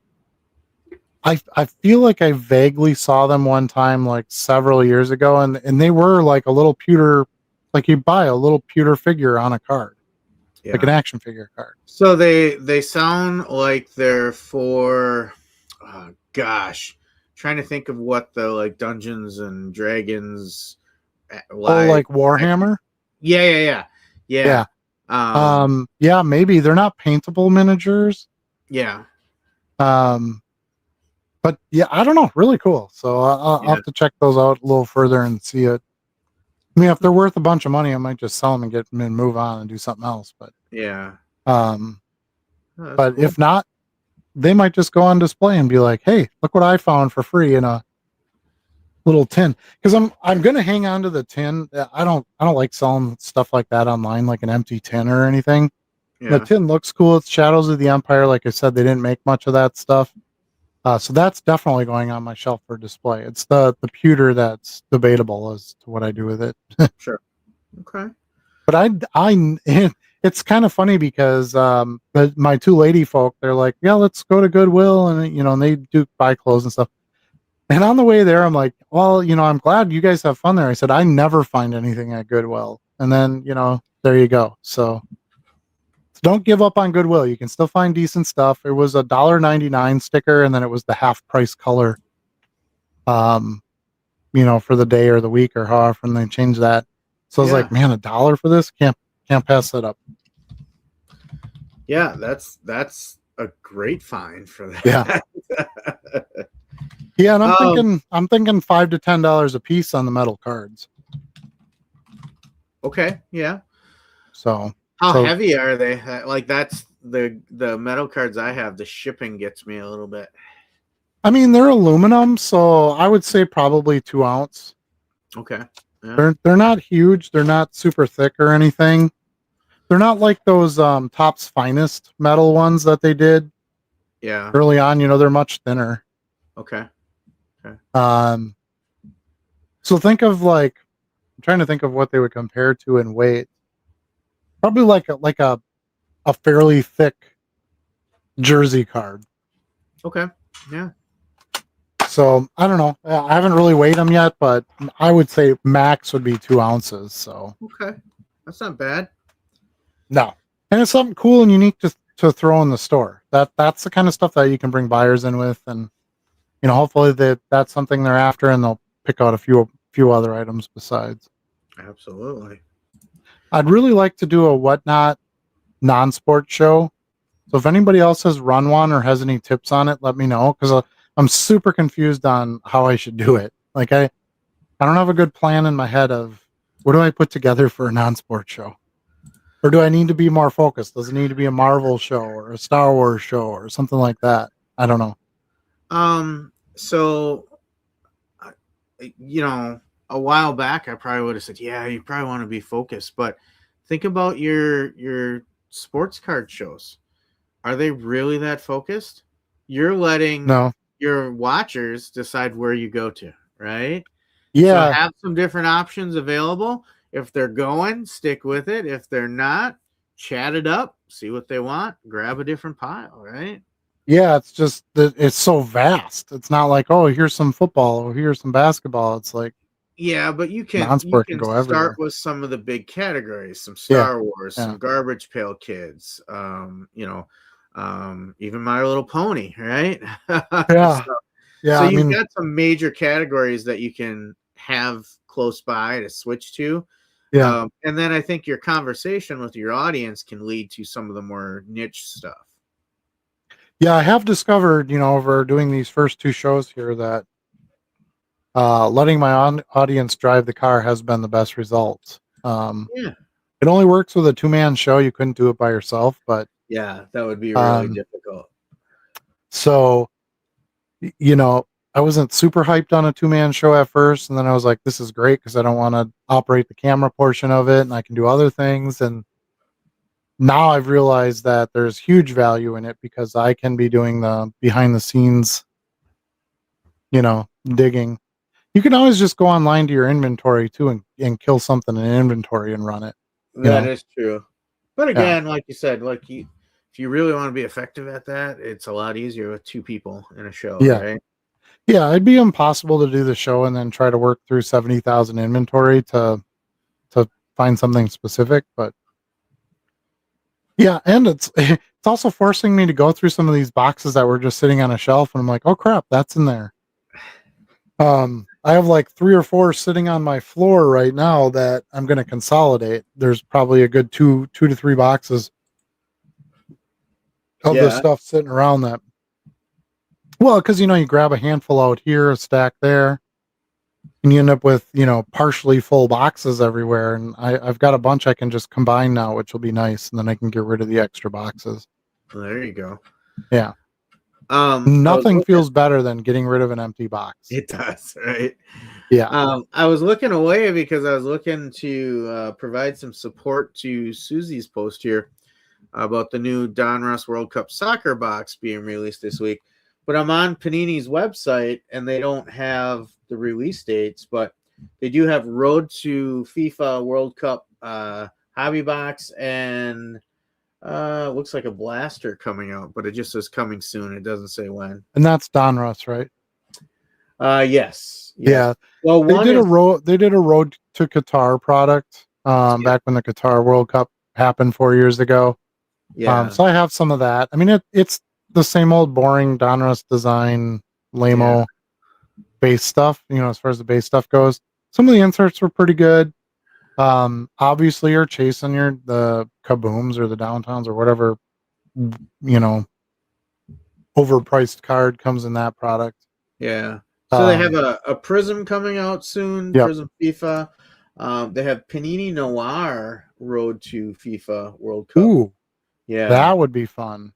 That's a smaller box, 10 cards per pack, 1 pack per box. They don't have any pricing information on it. The cards are really nice. Yeah, I'm sure. Noir is a great product. Yamal is their example. Yeah. Of course he is. Of course. I just sold I had 2 copies of the Lamine Yamal Monopoly card and those both sold already. So yeah. Those don't stick around none of his stuff sticks around very long. I imagine not. That's all I really see though, is those 3 offerings for World Cup from Panini. Yeah. That's pretty much exact. Well, the Noir was a little bit of a surprise. I wasn't expecting that. But yeah. I knew the Donruss, the Road 2 product. They did a Road to Qatar Mosaic set too. Yeah. So they might be just skipping that one and just doing the Road 2 with Donruss, which you can get some optic cards out of that too. Yeah. And then doing a Prism World Cup. Those would make the most sense. And then Noir, that's a nice little upper tier product that they're going to throw in there with it. I like that. Yeah. Autos, memorabilia. So it says look for 3 autos, 2 memorabilia cards, 2 base, 3 parallels or inserts. So that's got to be kind of pricey. Oh yeah. For the 10 cards. Yeah, I mean they've done Noir like basketball products, and I think there were like 600 to 700. I want to say. Yeah. So I would imagine it'll be ballparking somewhere around there. Sure. Yeah. Susie says she bought 3 Donruss football tins and got a downtown from one of them. Dang, that's good luck. I love it. Congratulations. A lot of horseshoes going around. Yeah. That would not happen for me. It just doesn't work out that in my favor that way. Yeah, and she says the Mosaic football are stunning this year. I did buy some Mosaic football, the Christmas packs, where it was like the little kind of deck box looking packs. Yeah. And you got the punch out ornament off the box, and anything where it's got some kitschy, angle to it, a holiday box. I buy holiday baseball every year, things like that. Calendars or whatever. It's got a high fun factor. Right. And you generally can get decent resale out of that. There are buyers for that stuff. So yeah, absolutely. Susie says that I've ordered those Princess Leia cards. I also ordered Darth Vader and Yoda packs, and then I found some Grogu. Nice. Yeah, I've seen the Grogu ones where they're like die cut in the shape of Grogu and his little pod thing. Yeah. So the entire deck is die cut like that. Those look kind of fun. Yeah. Yeah, there's some decent card decks out there. Yoda behind me likes to hear that. I bet he does. What? Susie says, yes, Adam with the no pants again video. What is your new video, pantsless or what? Probably. I don't remember. Maybe I had shorts on so you could see my legs. It looked like really I didn't have trying pants. to get some views now, aren't you? Yeah.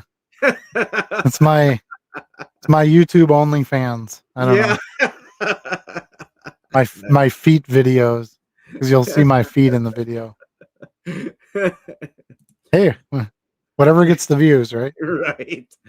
She says those Star Wars cards and characters are from original old Star Wars comics. I do have some Shadows comics. Yes, you're correct. They're based off the comic covers. Yep. Okay. Yeah, I think they're pretty awesome, and it doesn't have it's not all Luke and Leia, which is on everything, or any of this new modern Star Wars, the junkier stuff. In my opinion, the Shadows of the Empire was amazing stuff. It was well written. The comics were great. The books were great, and just kind of got forgotten about when Disney bought out. They didn't want to deal with all these weird characters that never had movies and stuff, so they just kind of ditched it and started creating other stuff. And I think it's got a great place in Star Wars lore. And yeah, if I found 10 more tins of those for $1.99 at Goodwill, I'd buy all 10. So heck yeah, I do not feel disappointed in my purchase, regardless of the fact that I got the 12 pewter figures for free. Right. She says you need more Pokemon though. Yeah, I actually have. I already listed the hollows and the reverse hollows, but I got a big old stack of Pokemon here that I'm going to get in. I have some 1995 Pokemon in here. Really? Yep. So let me see if I can dig one out. It's kind of funny because the 1995 Pokemon has like more than 1 year for the print on it. Unless they were reprinted later on, I guess. I don't really know. Pokemon, I don't follow any of it. Here's a 2010. I mean, that's pretty old in its own right. A Growlithe. But I know there's some 95 in here. I was just looking at them. Yeah, it's wild, huh? I was just talking to somebody at work today who's a big Magic the Gathering fan, and I had bought some cards from him in the past. And I was sharing that I'm kind of weaning myself off of Pokemon, Magic, and One Piece. I tried some One Piece as well because I find it so time consuming, just kind of verifying exactly what I have on each card. It's like a whole different world. For me, it's like the sets and stuff. I don't know what set any of these things are from, and all they ever say on the back is Pokemon. It doesn't help you at all with that. Yes. But Here's one from 95, Butterfree. Well, I guess maybe it's not necessarily 95 because, oh no, it's 99. Because it has the copyright date is 95, 98, 99 on it, Okay. which is kind of weird. So I've got a bunch of different cards like that. Huh. But yeah, that kind of stuff drives me crazy, and I'm like digging and digging to find out exactly what I have to get the listing right. yeah, Pokemon's not as bad, but Magic the Gathering is terrible. Yeah, and I found this One Piece stuff to be really tough as well. Yeah, they well, One Piece shouldn't have been reprinted too many times. It's pretty new, but Magic, No, like what I Magic, found though is there's a lot of variations that are not that different, and to me they weren't classified intuitively. yeah, I would just pick whatever's best and go with it, and see what happens. But yeah, it's not the greatest way to list cards. For as many complaints as we can have about sports cards with all its multiple parallels and all that, those It's true. trading card games and things like that, they have that too. So Yeah. Mm-hmm. Yeah. There's actually a One Piece movie coming out too, and it seems to have a pretty devoted following all the way over to Japan, I believe. Yeah, makes sense. Yeah. Susie says Lionel Messi is on the front of the box, and she would be correct. I'm looking at it right now. Oh, for the Donruss? Yeah, it's this one here. Yep. Makes sense. I mean, who else? What other photo are you going to use? Maybe Lamine. Yeah. But yeah, Messi is the grand poobah of soccer. Raul Jimenez. Ah. All right.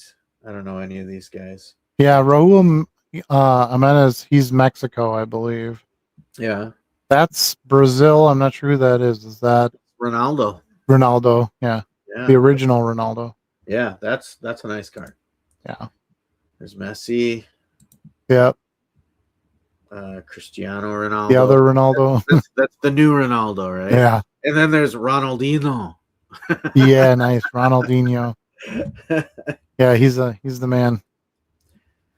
Yeah, so it's fun to that's Pulisic, yeah. Yeah. It's fun to get some exciting soccer product out. It feels like it kind of fades into the background in between World Cups, and it's gonna definitely catch some fire this year, especially being in the States. So I'm excited for it. Yeah. Susie says she can give us a 10-minute dollar box guide to selling Pokemon. Yeah, I mean, I get the pricing.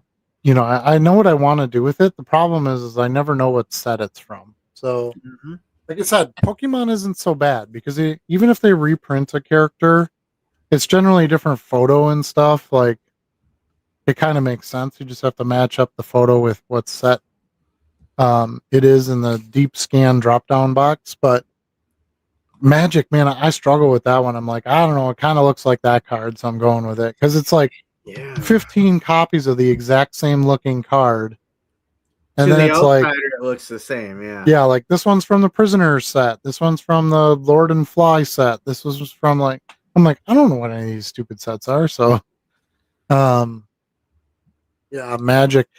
What's funny about Magic is last night I was watching is it Mojo? Top 10 Mojo, that YouTube channel, you know what I'm talking about? Yeah, I think Mojo Top 10. Yep. They did a video on the top 10 collectibles for 2026, but they made it really interesting. It's the top 10 list, but some were going up, like some of them were going to be big increases this year and some of them were going to be big decreases. So you had to kind of guess which way the item was going to go. Well, anyway, number 33 on the list was Magic the Gathering with a big boom in value this year. And I'm like, okay, I think that's actually right. Because what's happening, what we're seeing, and this happened in sports too, mainly during COVID, but basketball was the big boom, and then that sort of faded out. And then everybody's like, well, we got to do soccer. That's international. And we'll shove the prices up on this stuff. And then Right. people run away from that. And then it was, oh, now we got to buy all this football. We need all the quarterbacks. And anyway, so I think with the trading card games, Pokemon had its big run up. That's fading and you can't get product and all. It's overpriced now and all that good stuff. Yeah. Now everybody ran to One Piece, right? That's the new fix for the next couple of months. Yeah.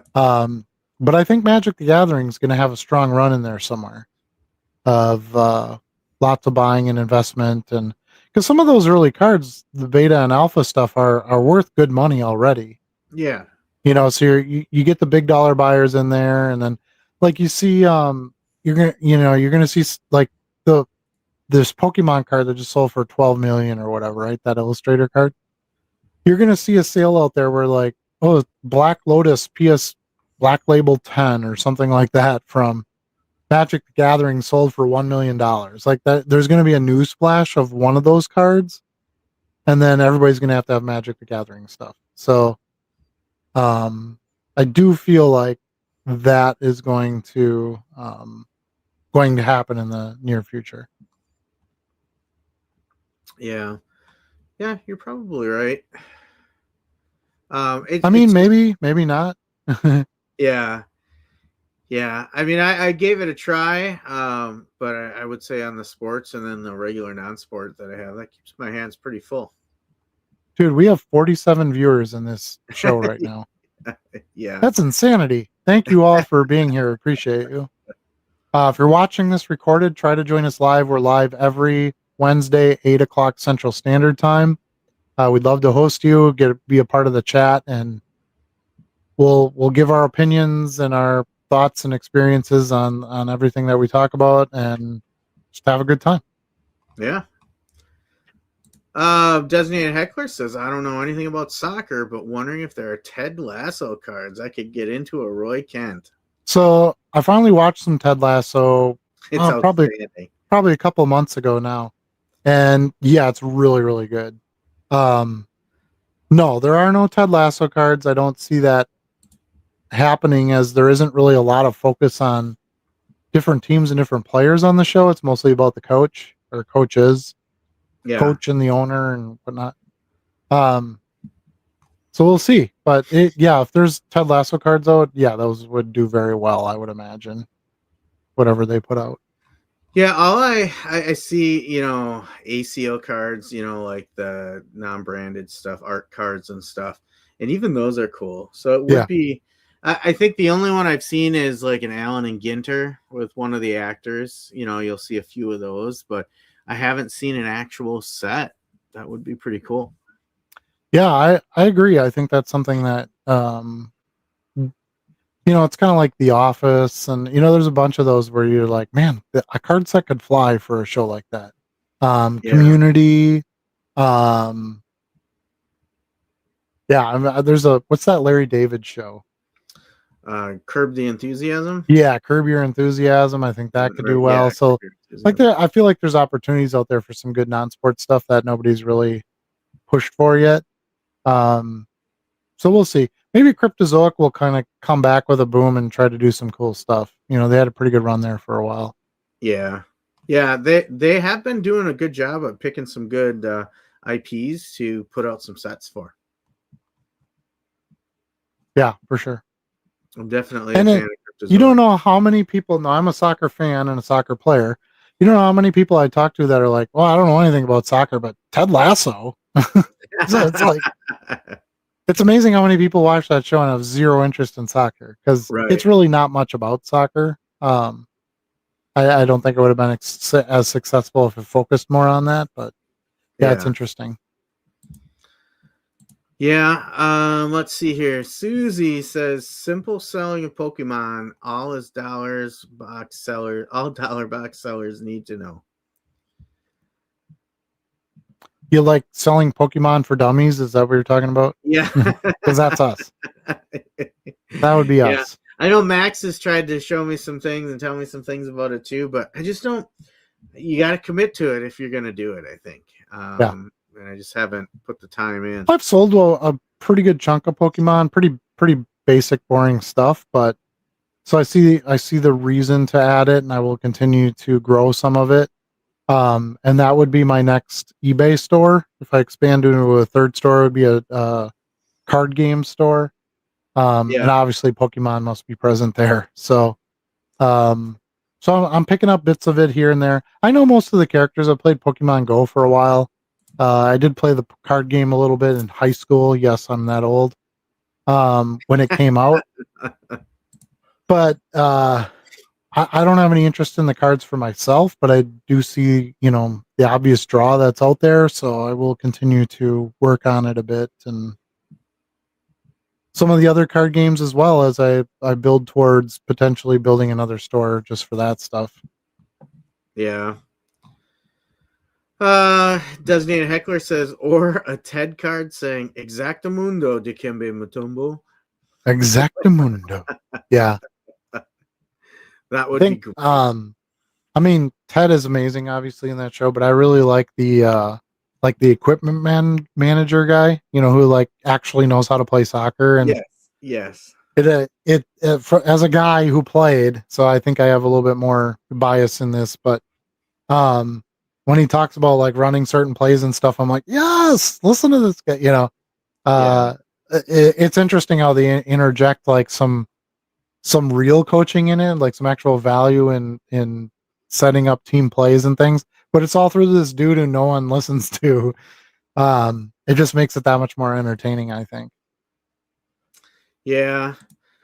I'm busy over here. We have a lot of chat. We got raided over here with a lot of instigators trying to have some fun. That's okay.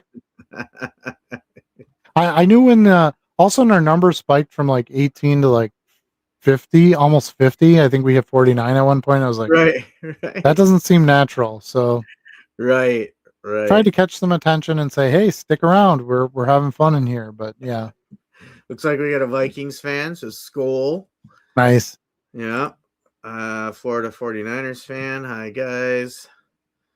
Pops Culture. Ahoy. Pops I like Culture. It. Yeah. Ahoy. Are these bots or are these like actual people? I think so. It's hard to tell with some of them. Some of them are pretty obvious. Other ones are pretty reasonable posts. School. Maybe because I said soccer just brought in like all these unscrupulous. That could be brought it all in, right? Yeah. Prince Grast. Love MTG. Got a Black Lotus to sell me. I wish. Is that good? I don't even know. It's the most valuable Magic the Gathering card that I know of. Or at least that was pack pulled. There might be like some tournament rares or something that are worth more, but yeah, the Black Lotus alpha card is, I don't know. Last I looked, it was like $1,500 to $1,800 raw. Oh, really? Yeah. So there's alpha and beta have real value. I think an alpha box goes for like 75 grand now, sealed box. Oh, okay. So I can remember going into Bay City Cards, who Mark used to run. Mark runs the Green Bay card store now. You know what I'm talking about? No. Oh, well, he's the guy who owns the shop. So he used to own a store called Bay City Cards over on Oneida Street. Okay, yeah, I remember that. So anyway, that was back when like you'd had stacks of wax on the ground, right? And you could just buy boxes for $10 or whatever. I remember he had a big stack of Magic the Gathering. I can't remember if it was alpha or beta. Like I didn't follow it at that point, but I can remember them being like $25 or $30. Oh, really? Yeah. Like you should have just bought the whole stack of those and just left them sealed. I mean, it was probably $500,000 worth of product now, but nice. Anyway. Let's see here. What about Garbage Pail Kids? BMC 30. Yeah, we're big fans of that. I would love to do a Garbage Pail Kids show. That would be super fun to me.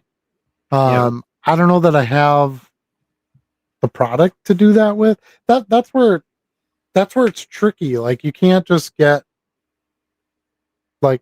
I can just buy like a stack of Derek Jeter card. Well, I mean I can just buy like a stack of Derek Jeter cards, but I can't just buy like a stack of certain Garbage Pail Kid cards. Like right. You know what I mean?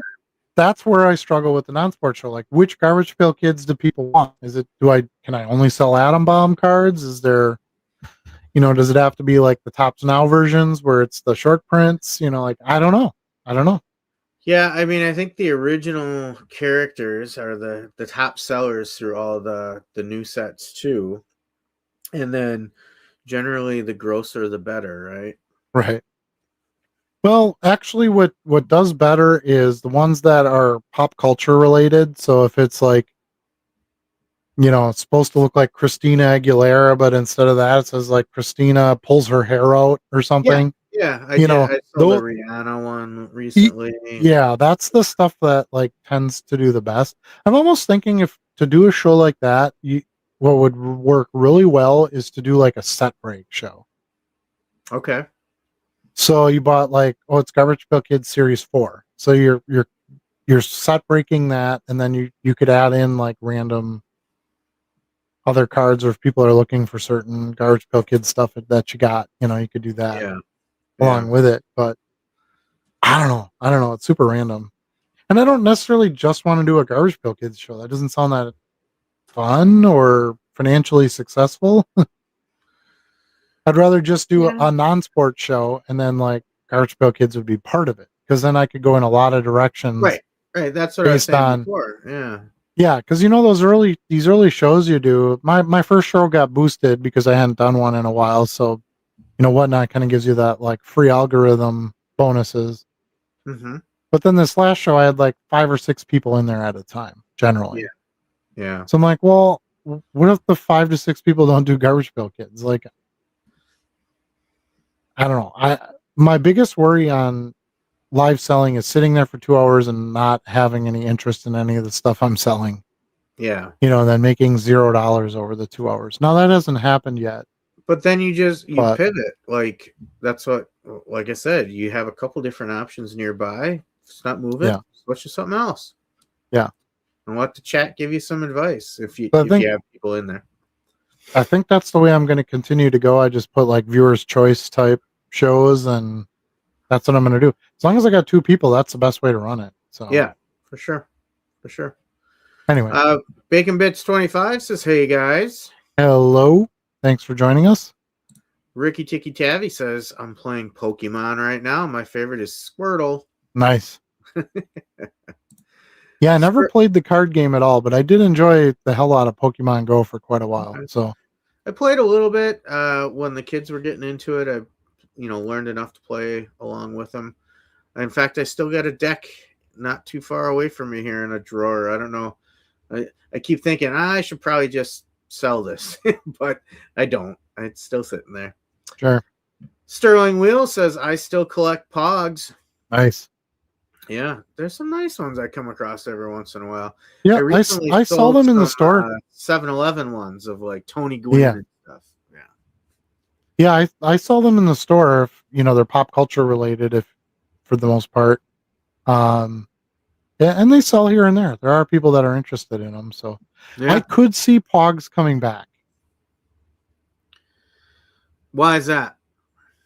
because you got to remember right now in the trading card games, you're seeing this sort of run down through these different games, right? Uh-huh. For market and stuff. Pogs have some history. They had some collectability. There were some really cool Pogs made in the 90s. And I think kids would dig them because the game was fun. Yeah, that's true. I could see that. Yeah. So, you have your phone and you have your tablet and you have all that, but you still need something to play with on the playground. So I think Pogs could make a healthy comeback if somebody put some energy into it. And you'd have to do new properties and stuff, obviously, with them. You couldn't do, all the 90s stuff necessarily. But you had like your what did they call it? Not the Steely, that's marbles. The Pounder, I can't remember what it was called. Slammer. The Slammer. Yeah. Do you remember that? So you had your No. Slammer, which was like the big metal one, and that's where you threw it on the stack and you tried to get the Pogs to flip and all that kind of thing. I don't think I ever played the actual game. Oh, come on. Yeah. That's crazy. That must have been above my household. So, I think there's some room there for that. I think, I don't know. You'd have to get the kids on board. I don't think you could really do anything with it if the kids didn't want to play, because Right. I don't know how many of us old guys would buy Pogs and play, but one of the big reasons for success on Pokemon now is, well, my kid likes the cards, so I come and buy them and I collect them. You know what I mean? Mhm. It's that next gen part. Well, I played Pokemon when I was a kid. Now my kids are into it. I gave them my cards, so Sure. now I'm at the show buying ETBs that are 40 times the price I paid when I was buying them. But Right. but my kid wants packs to open, so I feel like maybe Pogs could grab some of that thunder too. Okay. So Pogs, you think might make a comeback? I think so. I don't think it would be huge, but I could see like, I mean, think about like sealed Pog blasters and stuff like that. I could see that having some flavor. I guess time will tell. Are you going to start Yep. the movement, the Pog No. movement? No. And if it never happens, I don't care. I'm just saying I Yeah. think it could fit in there. Like there's a lot of people that there's been some recent chatter. I watch a lot of like collectible channels and stuff on YouTube just to kind of try to find what the next thing is. Sure. There's a lot of talk about, well, Beanie Babies are going to come back. Beanie Babies, and I just don't see that.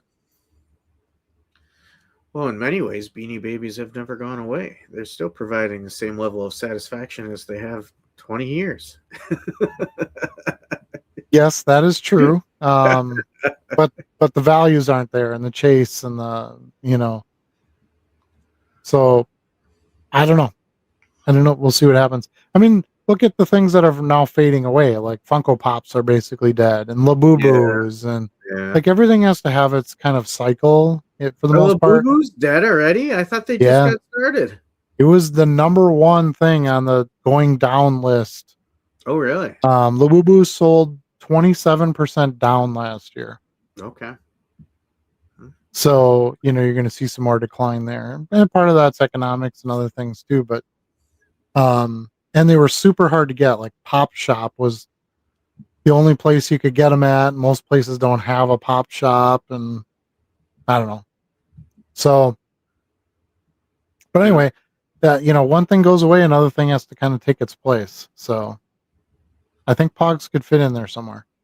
All right. And they can be fairly affordable, right? So instead of like buying a pack of figures or something like that where the price has to go up because you got the plastics and all that, you could sell a pack of Pogs, cardboard Pogs, for $4 or $5.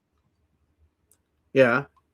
So your barrier to entry is pretty Yeah. short on that one. That I get. That I get for sure. Yeah. Yeah, that's a good selling point right there. Yeah. I think what would be smarter is instead of just selling them as round discs, you have them in a trading card size with the Pog in it. Because then you could just like trade the cards and do stuff like with the cards. And if you want to play the game, then you would punch the Pog out. Okay. I don't know. Well, there you go. Mark Atkinson is here. Says Pikachu, BEWM. I don't know what that means. I don't either. Probably not good. Probably not good. Florida 49er fan says, "We come in peace. Welcome to the Dabbleverse." Nice. So yeah, we must have just got a live raid from somebody. I don't know. It could have been. It could have been. Appreciate it. That's all right. I'll take the 50 viewers at a time. That's solid for us. Yeah, there you go. Prince Grazd says the One Ring sold for 6.7 million, didn't it? I do know the One Ring card. Yep, that sold to Post Malone. Oh, did it? Yeah. Okay. Yep. I don't remember how much it sold for though. I don't know if I don't that's either. accurate or not. But it was a lot. It was more than it ever should have been. More than the Black Lotus. Yes. Yeah. For sure.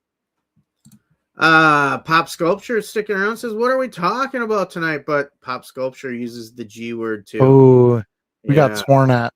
They didn't look at the live rules. No, gentlemen. The gentleman word is banned.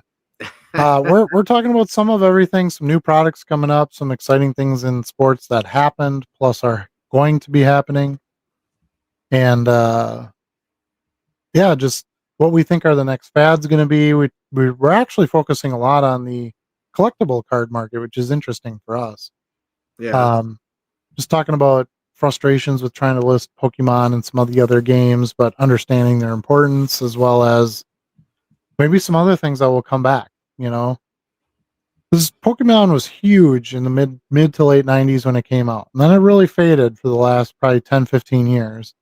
Yeah. Now it's really back again. So, there can be resurgence for some different properties. And I say Pogs are going to have a comeback at some point. I'm not saying it's not going to happen, but I'm saying the probabilities probably aren't very high. No, yeah. I mean, yeah. I don't think it's going to like take over the hobby or anything, but I could see it having a place, and it's time. It's 15 minutes in the sun. Yeah. Okay.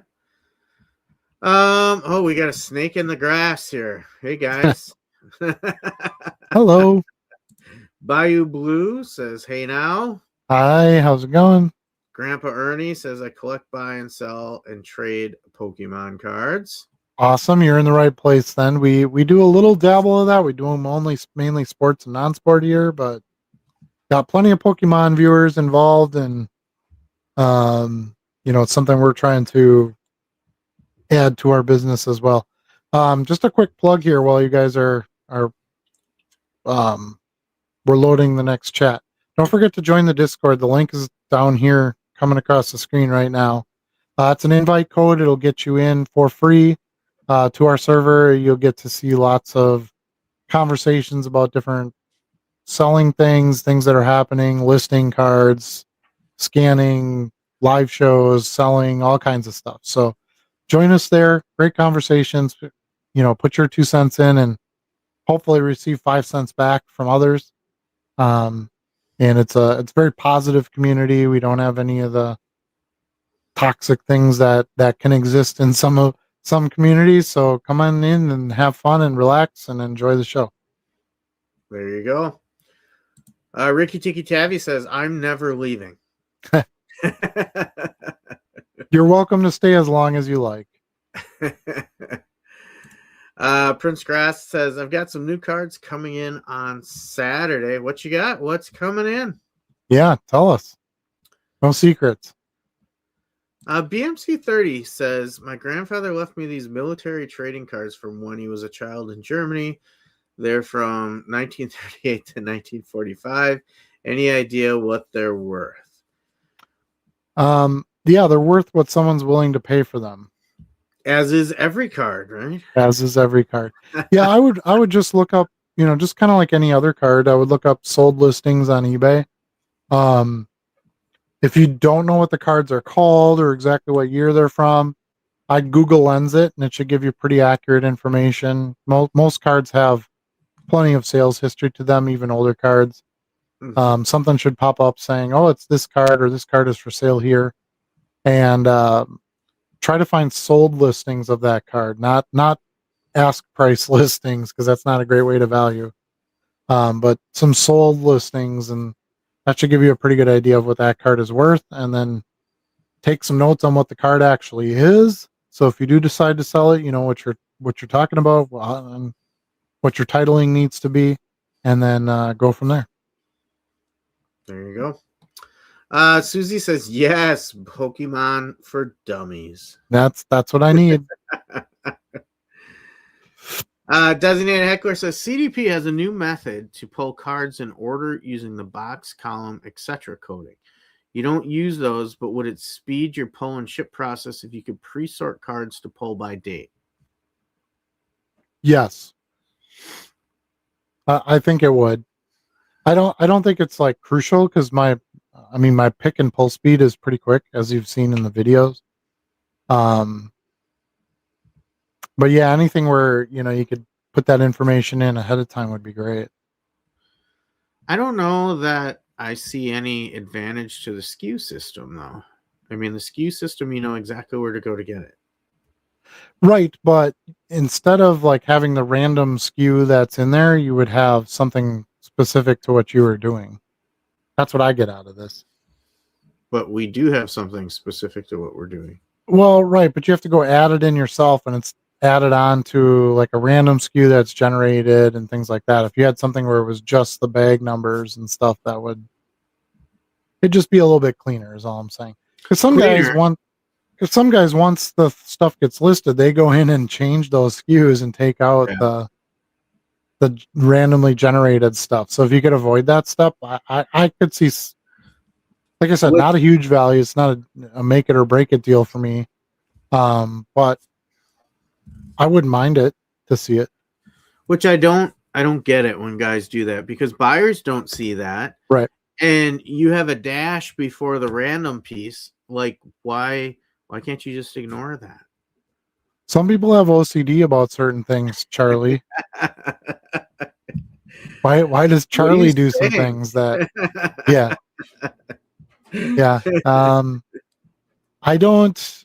I used to not understand OCD much when I was younger because I don't have a lot of that. I think everybody has certain things they compulse over, but yeah. As I've gotten older and I've seen people like their lives are ruled by it, I can see where any little bit you can do to help them with their compulsive side is probably a benefit. Sure. Yeah. That I get. But from a systems point of view, I don't really see the box, column, etc. coding any advancement over the SKU system. Yeah. But that's just me. And I thought I was going to do it that way initially when I started this, but then I found the SKU system was much more effective, not just in pulling your cards, but in listing your cards, because you're not pre-sorting when you're listing. You're just putting them in a bag. Right. And that was my biggest argument about a SKU system in the beginning before, the bag idea, because I was like, now I'm spending all my time sorting cards that may not sell. Like, I'd rather spend my time on the back end trying to find the card. Right. Where at least my efforts are being used because of a sale. Then obviously once you get to big, inventory numbers, that becomes very inefficient. But once it was like, well, you can just scan whatever and put it in a bag. I was like, holy crap. I immediately changed to the bag system the day after I heard about it. As a concept or an application. I don't know if that person was actually using it, but I put a little bit of thought into it, and the next day I was like, yep, this is exactly what is going to be successful for me, and still use it to this day. Well, yeah. Susie says, you need to increase the price of your Bo Jackson cards. Yeah, I mean, I try to overprice Bo as best I can. It really depends on what I have. Some of the cards I have in quantity, so I try to keep the price down a little bit, so I'm not stuck with 15 copies of something. Yeah. But I don't know. I haven't sold a ton of Bo lately. It's been a little bit here, a little bit there. So obviously the pricing that I have is not super cheap, or they would all just go. But yeah. I don't tend to find a lot of premium on my Bo Jackson cards. I find the market's more depressed than I would expect for Bo Jackson. And I generally put a little bit of a margin over the market price, but it's not high enough for me to really go, too high on them. Yeah. And now that I think about it, I think she's referring to the Bo Jackson game card prices. Oh, Bo Jackson's Battle Arena? And yes, you're correct. I actually just bought, I didn't even tell Charlie this yet. No, I don't know where I put them. But I bought just a big stack of Bo Jackson Griffey rookies from the Griffey set this past week. And I plan to, as I list them or add them to the listings, I plan to increase the price on all of them too. Yeah. Because I thought they were overpriced what I was selling them for based on like margins I wanted for what I paid for them. But they're so popular now that and they sell so fast that now it's time to. So I've got some Nick Kurtz, about a few Nick Kurtz. some Paige Beckers, Jackson Dart. Here's some more Beckers and Dart. Jack Caglione, the big dumper. Some more buckets, some more Dart. So, I mean, I loaded up pretty good on a lot of that. Those guys, Cooper Flag. So yeah, I'm as I'm adding these in now, I will start to up the prices. Now, everything, I shouldn't say everything. Pretty much everything I had for Bow Listed was base stuff. So I try not to price too high on base stuff because there is enough of it out there that, Yeah. and I want it to move. I don't want base stuff to hang around in my store like I would a short printed card where I want to try to get the value out of it. You know what I mean? Right. Yeah. So I anyway. get that. Yeah. Susie wants to know when we can see a Charlie inventory buy day video. Well, I got to get out and do another inventory buy day. I was supposed to do one on Saturday and that didn't happen. So maybe this Sunday I do get out and make a buy. And if that's the case, maybe next week I can put a little something out. It's been a while. I don't do as many buy day videos anymore. I kind of stick to the podcast, and that's my, few hours a week that I spend on content, and that's it. But if we want one, I could do one. Yeah, so now you know how I feel. Like you get all these requests from people, and it's like, well, making a video is work, and I don't want to do work. I like this. This isn't work to me. I like chatting and being involved in the hobby and the sales and things like that. This is like my weekly meeting, like I would have at a real job, right? This is my time to discuss what's wrong with the hobby and what's going good in sales, and I like that part. I actually like meetings, work type meetings when they're productive, of course. Right. If it could be sent in a memorandum, don't call my ass in here for a meeting. But our meetings are not memorandums. Our weeklies are not that. So I like that part. But yeah, making and editing and that's a whole other thing. Not the most enjoyable process, and for the most part. Agreed. Lions Cards is here a little late, but says howdy. I missed a good chunk of the live, but at least I made it to a part of it. Well, you are welcome at any time. And of course, just so everyone knows, these are recorded and posted immediately after the live completes. You can go back and watch whatever part you didn't get. I do appreciate if anybody would like the video. That does help the algorithm and get some more people involved in the videos in the future, as well as subscribe to the channel, of course, and ring that bell so you're notified when we're live. You don't have to remember. We'll remind you when we're coming on. Charlie's usually late, so that helps too, because it'll tell you when it's actually happening, not the 8 o'clock hour. And again, don't forget to join the Discord. There's a link on the bottom here to join for free and participate with us there as well. All right. Designated Heckler says a proposed MLB wager. Cubs have more wins, and Charlie does a sales day video for Adam. If Brewers win, Adam does a My So-Called Card Life video for Charlie. I like that. That's a fun bet. I would take that bet. Yeah, and honestly, this year it's probably a bit of a fair bet. I think we both have two teams that can really do something.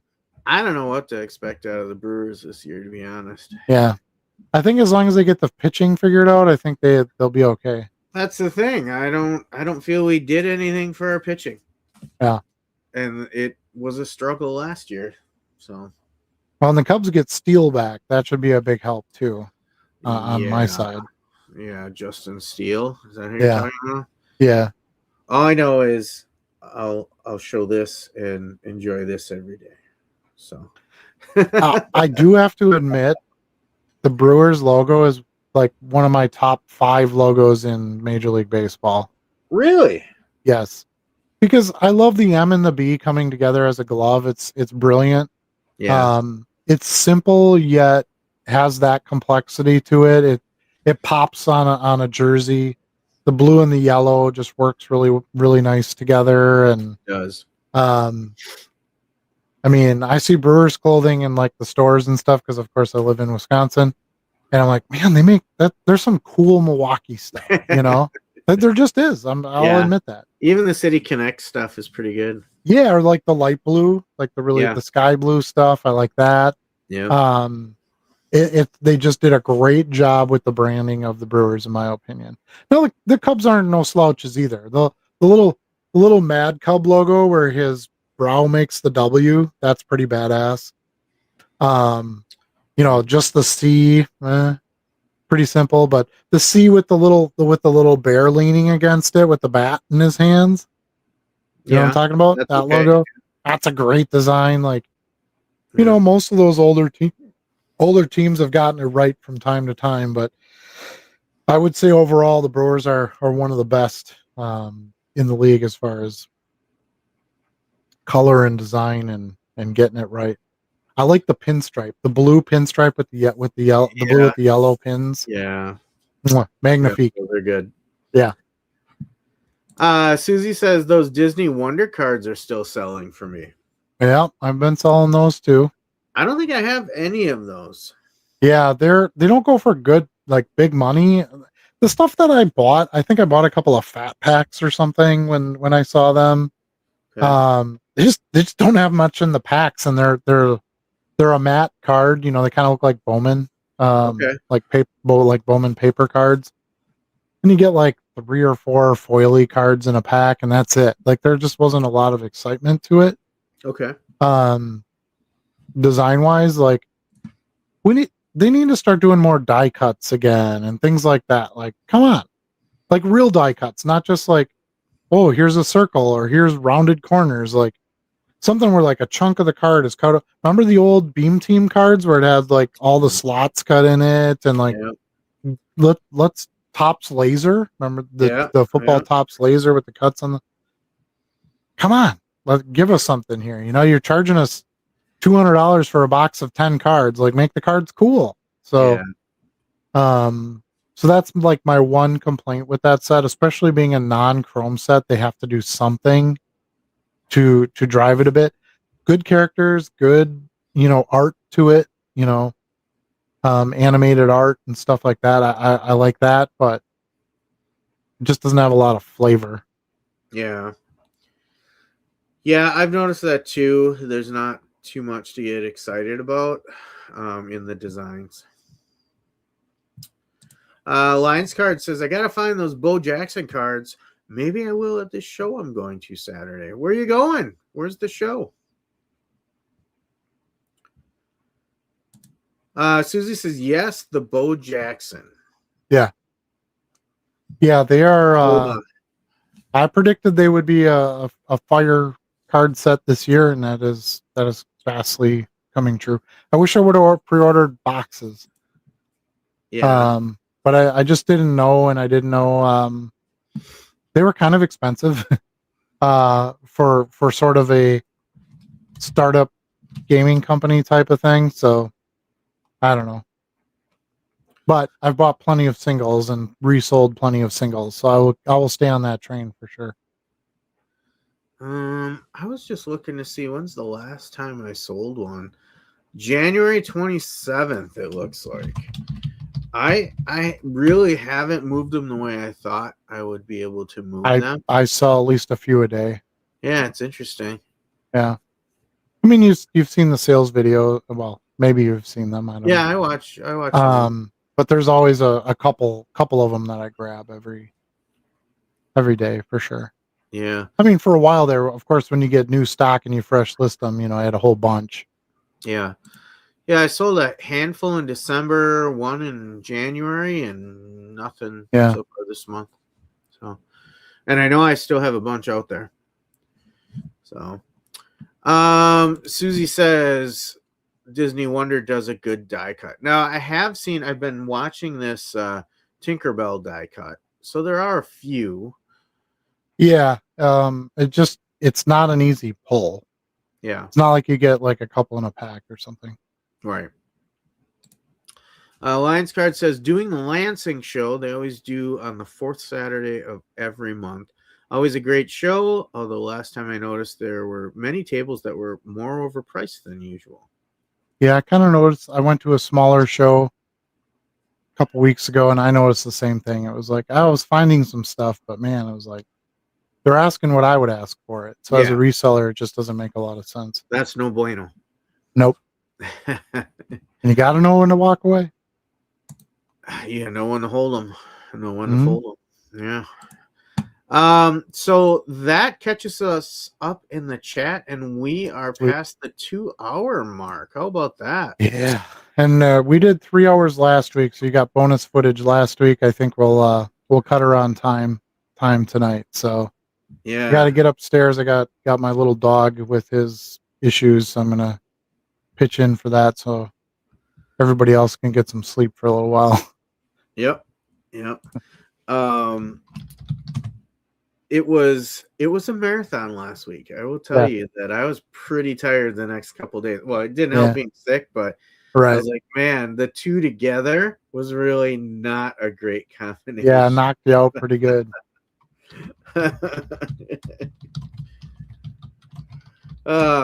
So what else? Anything else we got for tonight? I don't think so. I didn't have anything too specific to go through. It was more of the chat side of things, and All right. so yeah, I'm good. If we wanna end here. All right. Well, then I guess we can wrap it up. Sports calendars shifting. We talked about that. Hype rotates. CDP gets smarter. Quantity listings get a little easier, hopefully. Retail isn't going to be a retirement fund. Goodwill might be. Get some good finds there sometimes. And yes, Pogs might return. Stay systemic, sell cards, and make money. Nice. I like it. Sum it all up with sell cards, make money. I love it. You got it. All right. Anything you want to add? No, that's it. All right. Remember, you can't sell what you don't list. See y'all next week, 8 o'clock Central Standard Time every Wednesday.